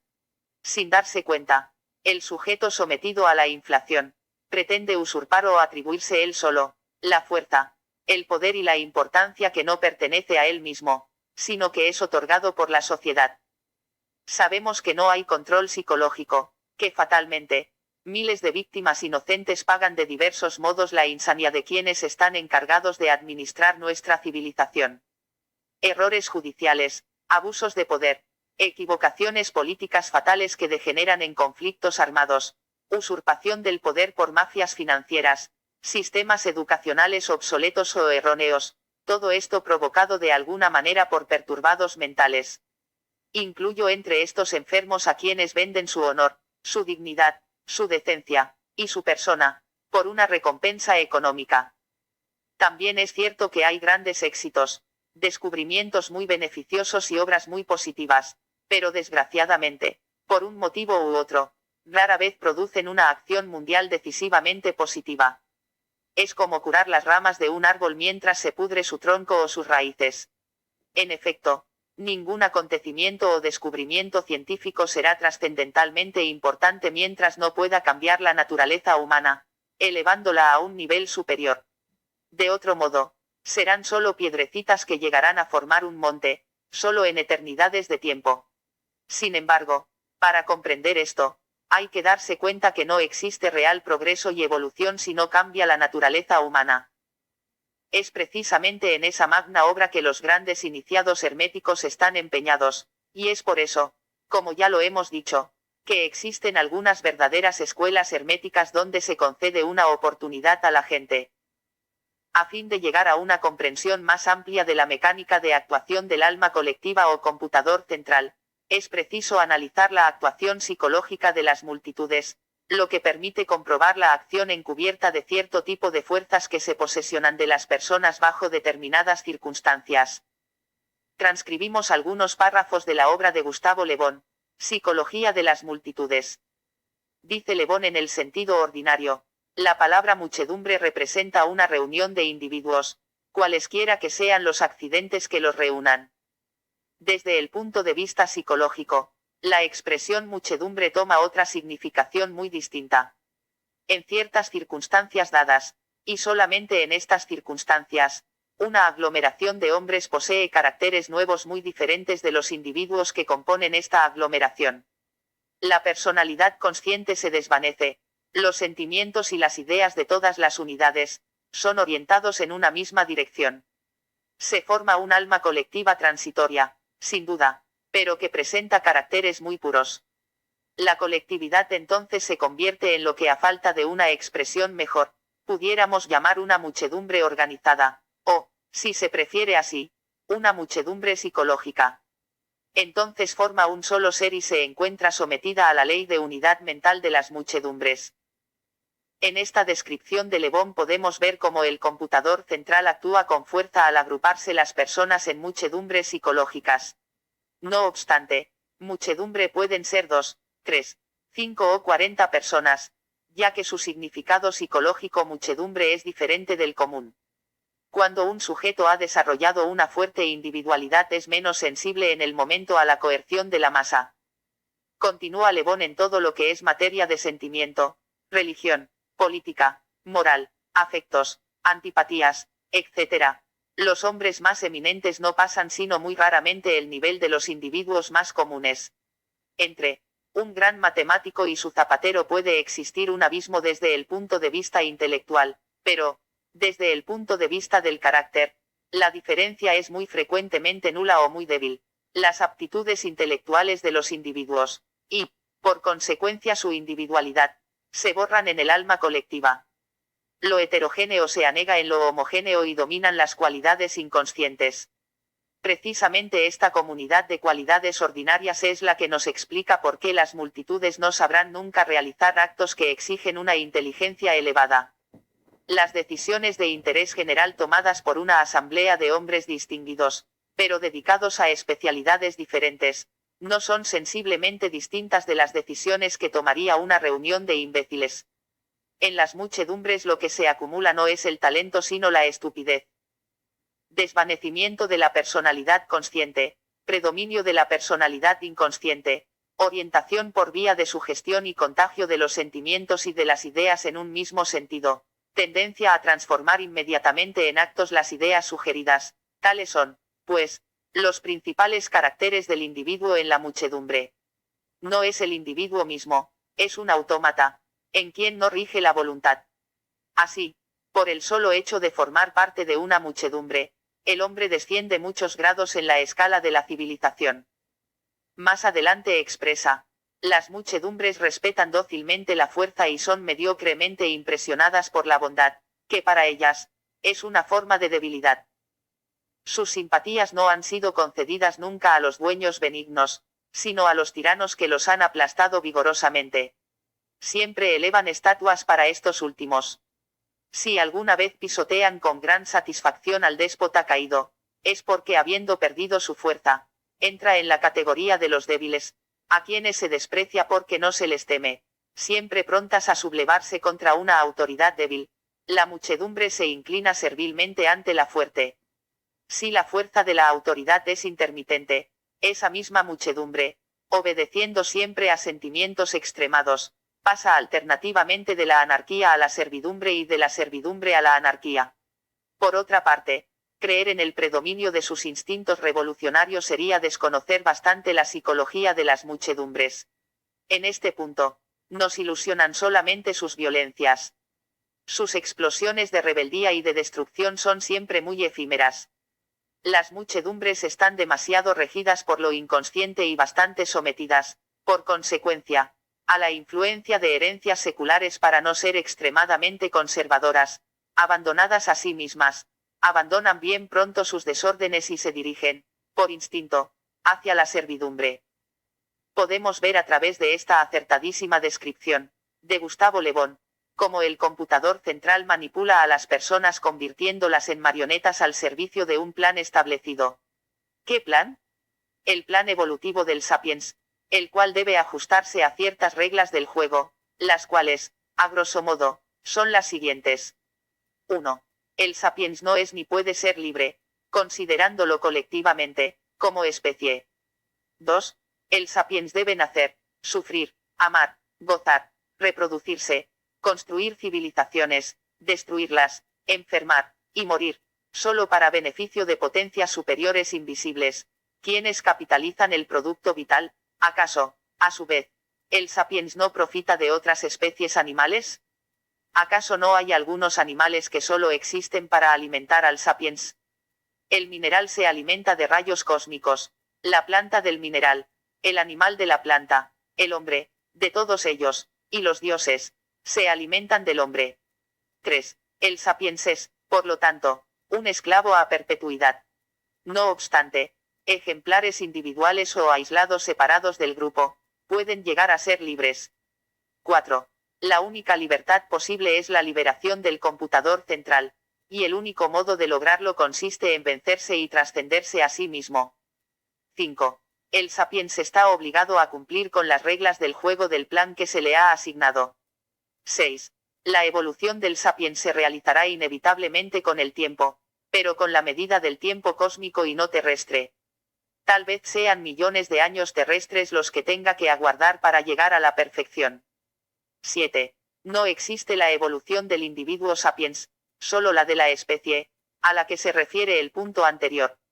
Si un individuo sapiens quiere evolucionar, debe transformarse en mutante humano, para el cual sí existe la evolución. 8. Existen otras reglas de juego, pero solamente pueden ser reveladas las que ya hemos señalado. A fin de explicar el modo de operar de este plan sapiens, estableceremos la jerarquización de las fuerzas operantes. Este diagrama pretende describir someramente las fuerzas básicas que actúan en el universo, Dios, el Creador, en su doble manifestación de vida y muerte, luz y sombra, sueño y vigilia. Degrada su poder hasta llegar a actuar en lo concreto por medio de ciertos ángeles, a los cuales la tradición hermética denomina arcontes o señores del destino, quienes dirigen el plan evolutivo. Este plan, en lo que al sapiens se refiere, se mantiene en virtud de la energía sueño, tal no puede apreciarse en el grabado. Sin embargo, puede verse allí que la irradiación divina de la energía luminosa, que llamamos vigilia, llega hasta el planeta Tierra, pero no se manifiesta en el sapiens. La energía sueño, dirigida o manipulada por los arcontes, mantiene la programación del sistema hasta en la unidad más pequeña de grupo, La familia. Quien tenga ojos para ver y oídos para escuchar, sacará incalculable provecho de la comprensión de este sistema. Solamente con el fin de señalar un ejemplo práctico, aplicaremos esta clave maestra para explicar extraños hechos en la vida de Jesús, pero que a la luz de esta llave se aparecen de una racionalidad y claridad meridiana. ¿Por qué Jesús aparece tan tremendamente antagónico a la familia? Recordemos sus palabras, pues he venido a poner a un hombre contra su padre, y a la hija contra su madre, y la nuera contra su suegra. Y los enemigos del hombre deben ser sus propios familiares. Aquel que ama a su padre o a su madre más que a mí, no es digno de mí, y aquel que ama a su hijo o a su hija más que a mí, no es digno de mí. Cuando se le dijo a Jesús que su madre y sus hermanos estaban fuera y deseaban hablarle, dijo, ¿quién es mi madre? ¿Quiénes son mis hermanos? Y alargó su mano hacia sus discípulos diciendo, he aquí a mi madre y a mis hermanos. Cuando uno de los discípulos le pidió que le dejara ir a enterrar a su padre, Jesús le dijo, sígueme, y deja que los muertos entierren a sus muertos. Curiosas palabras para quien predicaba el amor. Sin embargo, la explicación es simple. Observando nuestro diagrama veremos que la familia es el núcleo último de mantención de la energía sueño o hipnótica, instrumento de esclavitud del sapiens a la inconsciencia animal. De este modo, si Jesús pretendía que sus discípulos vieran la luz, despertaran y evolucionaran, tenía necesariamente que romper las cadenas del sueño. Se comprende que este ejemplo puede aplicarse solamente a quienes desean abrazar para siempre un camino de superación espiritual apartado del mundo y de los humanos afectos, como debe haber sido el caso de los 12 apóstoles. También es preciso comprender que pueden existir dos familias, la familia animal del sapiens y la familia divina humana. Huelga decir que toda familia que en virtud de la superación espiritual de sus componentes se libera de la acción del sueño, se convierte, en verdad, en la divina familia. Se trata de que el núcleo familiar se mantenga sólidamente unido, pero no por la fuerza onírica o los simples lazos de sangre, sino por una auténtica comunión espiritual. En lo que se refiere a su libertad material, el sapiens tendrá un gran progreso y seguramente se liberará algún día del dicho bíblico ganarás el pan con el sudor de tu frente. El avance de la ciencia y de la técnica permite suponer o prever que la jornada de trabajo se irá acortando en la misma proporción en que la automatización de máquinas especializadas robots se encargue del trabajo pesado, que el hombre debe realizar. Son previsibles también extraordinarios avances médicos y la aparición de nuevas invenciones que hagan la vida terrestre cada vez más placentera y agradable, todo lo cual, al no ir aparejado a un aumento en el nivel de conciencia de la gente, conducirá a un estado de barbarie civilizada. Nuestros descendientes serán bárbaros extraordinariamente inteligentes, poseedores de una avanzadísima técnica, pero con atrofia progresiva de sus músculos y de su conciencia espiritual. El fenómeno de la inflación psicológica, divulgado por Jung, al cual nos hemos ya referido, afecta fuertemente al hombre común, el cual, al identificarse con la ciencia, las artes, la cultura, el progreso tecnológico y la civilización, los absorbe en su propio ser, confundiéndolos consigo mismo. De esta manera pierde de vista a su propia persona, y vive en un nivel de importancia y calificación que le es absolutamente ajeno, y que corresponde en realidad a la suma total de los esfuerzos del hombre desde que éste existe sobre la tierra. Mediante un truco psicológico multiplica su propio valor por millones, y el resultado es una profunda satisfacción de la autoestima. Siempre, para analizar a una persona y juzgar su valía individual, debemos despojarla de todos los honores, dignidades, herencias, autoridad y privilegios que la sociedad le confiere. Por desgracia, nuestro análisis será muy desalentador, ya que en la mayoría de los casos no encontraremos, en el interior de este ente inflado al ser humano que bajo esta cobertura pretendemos hallar, ha fallecido devorado por la vida misma, o tal vez nunca ha existido. Es por eso que el sujeto siempre se esconde bajo numerosas máscaras y disfraces, ya que así pasa desapercibida su absoluta insignificancia. Mientras más pequeño es un individuo, más trata de inflarse a sí mismo para darse importancia ante los demás y elevar así su autoestima. La psicología afirma que el más profundo principio de la naturaleza humana es el deseo de ser apreciado, y que existe por lo tanto, una exigencia de autoexaltación. Se dice que la experiencia más ambicionada por el hombre es el aumento de su autoestima, y que el rasgo más imposible de desarraigar es la vanidad. El Dr. Gordon Allport expresa lo siguiente: cualquiera que sea el carácter de la autoestima, sus formas más puras de expresión traen consigo extraordinarias estrategias de la conducta, tendientes a mantener el prestigio personal, a no perder la estimación en sí mismo.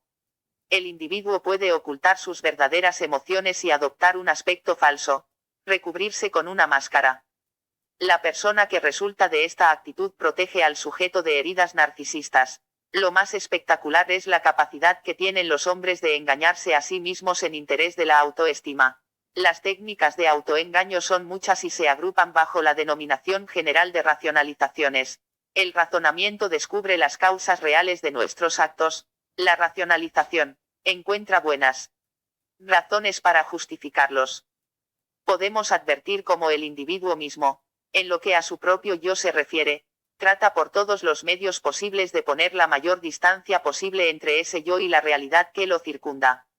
Mientras más amortiguadores existan entre el sujeto y el mundo, más apaciblemente dormirá éste, ya que se alejará substancialmente de la realidad, percibiéndola a lo lejos, como una vaga sospecha a través del tejido de sus mecanismos protectores, como es la personalidad y su función.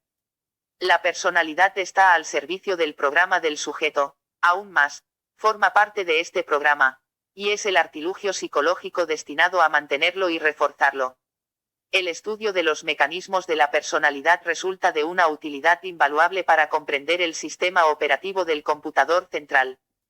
Alma colectiva o computador central, personalidad, cultura, sociedad, movimientos de masas, educación, publicidad, televisión y prensa, son poderosas herramientas al servicio de hipnos. Existen minorías selectas de sujetos que por su esfuerzo personal llegan a destacarse de la masa y a sobresalir por diversos motivos. Pueden pertenecer a una aristocracia intelectual, de sangre, o financiera, pero en lo profundo, sirven al computador central con la misma docilidad de la masa, con la única diferencia que éste los recompensa mejor. Las grandes diferencias humanas son bastante superficiales, ya que interiormente las personas reaccionan en forma más o menos parecida. Por supuesto que existen algunos elegidos, hombres privilegiados cuya penetración intelectual logra, en cierta medida, atravesar las barreras de lo superficial y aparente, individuos que por algún motivo resisten mejor la influencia hipnótica de la energía sueño. Sin embargo, sus escritos, sus palabras, o su prédica, se pierden en el vacío de la multitud alucinada. La dificultad para profundizar y comprender conceptos que no son de uso habitual hará casi imposible que una persona evalúe la tremenda importancia que reviste el alma colectiva en la vida del ser humano. Basta pensar, para aquilatar esta valía, que solamente somos una emanación vital del alma colectiva, una estructura sin autonomía ni vida propia. A la luz de esta verdad podemos comprender muchos fenómenos psicológicos poco claros, pero que tienen una importancia decisiva en la vida humana. Hablemos por ejemplo de la angustia, motivo oculto de muchas acciones del hombre. Erich Fromm sostiene que, la vivencia de la separatidad provoca angustia, es por cierto, la fuente de toda angustia. Estar separado significa estar aislado, sin posibilidad alguna de utilizar mis poderes humanos. La conciencia de la separación humana sin la reunión por el amor, es la fuente de vergüenza. Es al mismo tiempo, la fuente de la culpa y de la angustia. La necesidad más profunda del hombre es, entonces, la necesidad de superar su separatidad, de abandonar la prisión de su soledad. Debemos preguntarnos por qué tanto miedo de separarse. ¿Y separarse de qué? Obviamente, esa necesidad de unión corresponde a la ligazón con el alma colectiva o computador central. Todo intento o posibilidad de separación, en virtud de una influencia externa o interna, produce pánico. Y este pánico lo experimenta el animal humano ante la amenaza de separarlo del rebaño. Reflexionando en esto podemos comprender la magnitud del mal que aqueja al sapiens. No solamente no quiere ser humano, sino que siente una profunda angustia ante la sola posibilidad de abandonar su condición animal. Es por eso que el angustiado sapiens ha inventado algunos trucos o soluciones fallidas o artificiales que, le permiten amortiguar transitoriamente su profundo temor. Fromm habla de las siguientes tentativas para escapar del estado de separación. 1. Los estados orgiásticos. Por medio de la orgía el sujeto logra un estado transitorio de exaltación en el cual el mundo exterior desaparece, y con él el sentimiento de separatidad con respecto al mismo. Esta orgía puede provocarse por medio de las drogas, por rituales de cierta índole, por el alcohol, y por la experiencia sexual. Los rituales de tribus primitivas ofrecen un cuadro de este tipo de solución, pero esta misma se presenta también en sociedades más civilizadas, en los rituales religiosos que producen una experiencia de fusión con el grupo y con una divinidad que al perdonar el pecado recompensa al creyente otorgándole el estado de gracia. El alcohol y las drogas proporcionan una violenta pero transitoria sensación de unión con la gente o con el mundo, pero cuando la experiencia orgiástico termina, se sienten más separados y angustiados. 2. La conformidad con el grupo. Se trata de una unión en la cual el ser individual desaparece en gran medida, y cuya finalidad es la pertenencia al rebaño. En la medida que el sujeto se haga idéntico a sus semejantes y acepte sus ideas, patrones y costumbres sin pensar ni vacilar, se salvará de la separatidad, y por consiguiente de la soledad y la angustia. Sin embargo, el precio a pagar es muy grande, ya que comprende la libertad y la individualidad. Además, como lo dice Fromm, la unión por la conformidad no es intensa ni violenta, es calma dictada por la rutina, y por ello mismo, suele resultar insuficiente para aliviar la angustia de la separatidad, debiendo recurrir además a los estados orgiásticos. Sostiene Fromm que la conformidad tipo rebaño ofrece tan solo la ventaja de ser permanente y no espasmódica, ya que el individuo es introducido en el patrón de conformidad a los 3 o 4 años y a partir de ese momento nunca pierde el contacto con el rebaño. Aún su funeral, que él anticipa como su última actividad social importante, está estrictamente de acuerdo con el patrón. 3. La actividad creadora. En cualquier tipo de tarea creadora la persona que crea se une con su material, que representa el mundo exterior a él. El hombre se une al mundo en el proceso de creación. Sin embargo, la unidad alcanzada por medio del trabajo creador no es interpersonal y constituye por lo tanto, como los puntos anteriores, respuestas parciales al problema de la existencia. La solución plena está en el logro de la unión interpersonal, la fusión con otra persona, en el amor. 4. La unión por el amor. Esta solución plena solamente podría lograrse al existir un verdadero amor y no una unión pasional, ni menos simbiótica. La unión pasional sería aquella en la cual la persona es esclava de una pasión y en realidad su actividad es una pasividad, puesto que está impulsado, es el que sufre la acción y no el que la realiza. La unión simbiótica es la que se produce al existir una dependencia en que ambos se necesitan mutuamente y procuran absorberse recíprocamente. Es como una forma de vampirismo o parasitismo. La unión por el amor solamente es válida cuando hay amor maduro, es decir, unión a condición de preservar la propia individualidad. A través de la profunda descripción de Fromm podemos ver cómo el Sapiens tiene como motivación principal en la vida, su profunda angustia, basada en el temor a la liberación con respecto al computador central. Sugerimos al lector que analice cualquier aspecto de la psicología social usando la clave maestra del conocimiento del alma colectiva en el Sapiens. Sea el amor, sea la política, la guerra, el arte, la moral, la justicia o la injusticia, todo lo podrá entender con la comprensión previa del misterio del computador central. A estas alturas, muchos lectores pueden sentirse preocupados, porque tal vez esperaban más magia, misterio y ocultismo.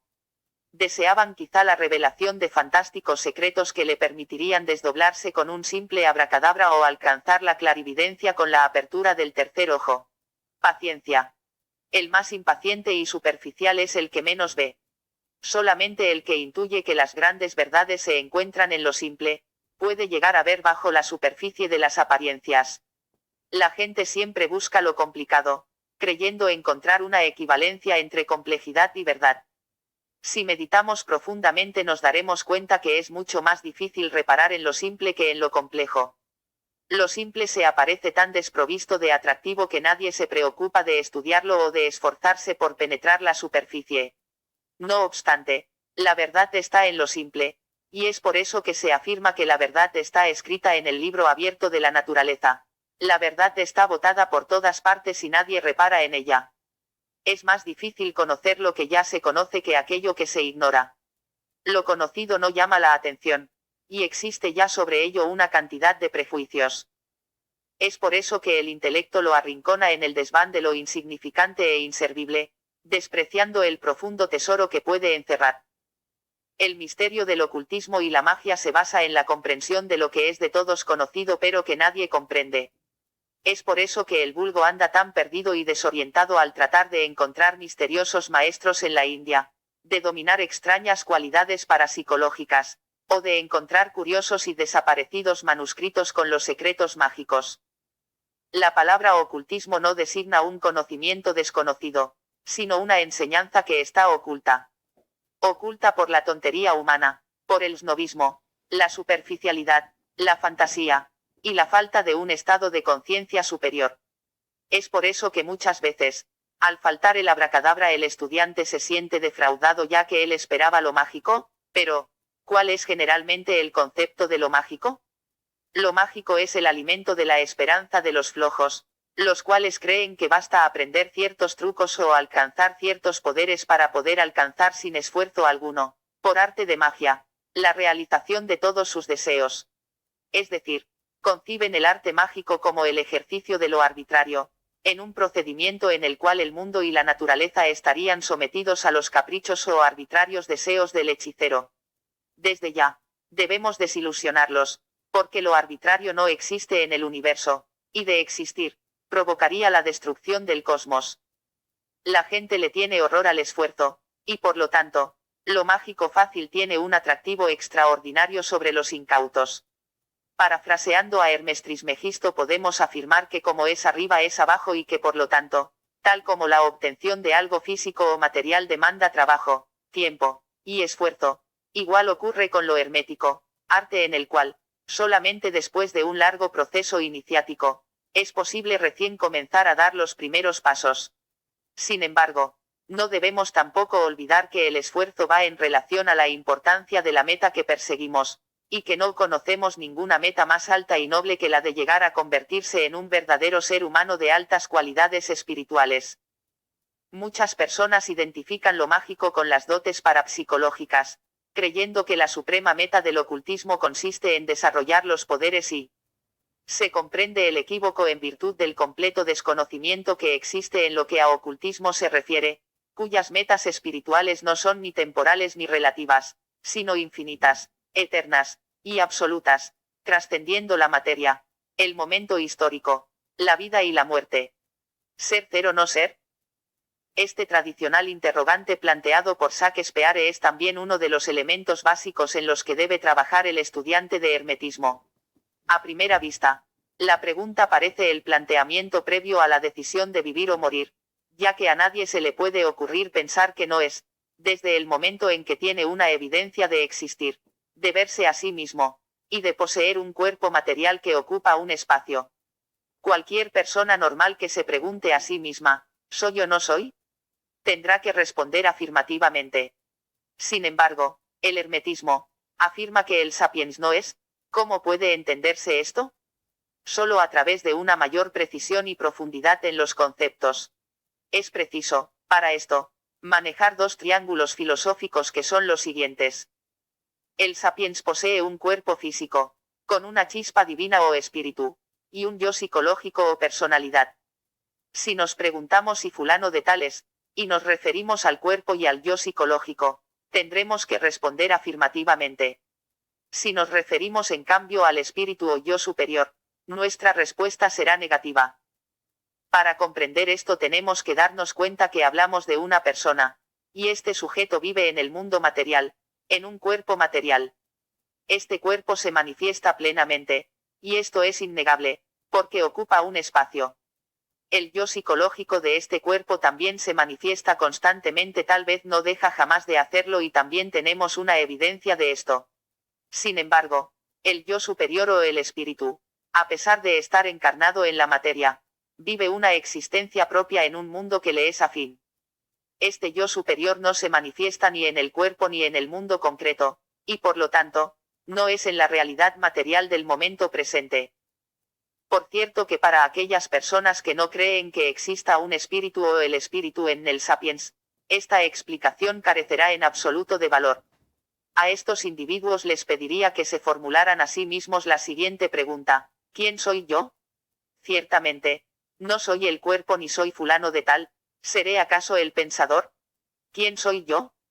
Prosiguiendo con nuestra exposición, sostenemos que el espíritu o esencia inmortal, o yo superior, vive en un misterioso limbo, al cual no tenemos acceso. Desde ese limbo, un fino hilo llega sin embargo hasta la conciencia psicológica, dándole al sujeto el sentido de lo espiritual. No obstante, el espíritu jamás se manifiesta en el cerebro del individuo, y por lo consiguiente, tampoco lo hace en la realidad concreta del mundo material. Por ende, si yo me pregunto, ¿soy o no soy? Por referirse esto al ser esencial, tendré que responder, soy en el limbo donde estoy como ser espiritual, pero no soy en el mundo material donde mi cuerpo físico vive la realidad del momento presente. Y como no me sirve para nada ser en el limbo, tendré que aceptar que no soy. En cambio, fulano de tal mi yo psicológico es, y existe en cierta medida, en la realidad material. Aquí llegamos precisamente al objetivo básico perseguido por el verdadero ocultismo, el esotérico y no el exotérico, el cual es: 1. Que el sapiens se transforme en hombre. 2. Que ese hombre sea espiritual. El hermetismo tiene la meta primera de la espiritualidad, concepto sobre el cual hay tantas ideas erróneas. Para la mayoría de la gente, la espiritualidad es un misterioso estado místico en el cual el sujeto llega a la pureza absoluta, absteniéndose de comer carne y de beber alcohol, observando una completa castidad sexual, y viviendo apartado de la existencia material, en un océano de bondad, amor, y renunciamiento. Con frecuencia, los pintores imaginan a los santos como hombres casi esqueléticos, de rostro muy delgado, ojos hundidos y aspecto de mansedumbre. Casi todas las estampas de Cristo lo representan como un sujeto muy débil y desnutrido, sin fuerza ni vigor. Esta falsa imagen de la espiritualidad es la que tratan de adoptar o imitar todos aquellos que por un medio u otro tienen inquietudes espirituales. Llegar a ser espiritual significa en verdad una sola cosa, y esto es, que el espíritu se manifieste a través del propio cerebro. De esta manera el sujeto es espiritual, porque su espíritu tiene acceso a la realidad material, concreta, y temporal. Ahora bien, que como consecuencia de este hecho se despierten ciertas cualidades superiores en el individuo, es asunto aparte. El concepto tiempo agregado al tema que estudiamos, nos permitirá visualizar el fenómeno del ser de una forma mucho más luminosa. No nos interesa, en relación al tiempo, ninguna de las complicadas ecuaciones einsteinianas, sino el mero concepto de pasado, presente, y futuro. De hecho, nos interesa positivamente solo el presente. Pasado y futuro representan solo conceptos negativos en este análisis. Recapitulemos y agreguemos el tiempo a nuestro proceso reflexivo. El sapiens posee un cuerpo físico el cual tiene un yo psicológico y un yo superior o espíritu. Este cuerpo, que es de materia, ocupa un lugar en el espacio y tiene una ubicación en el tiempo.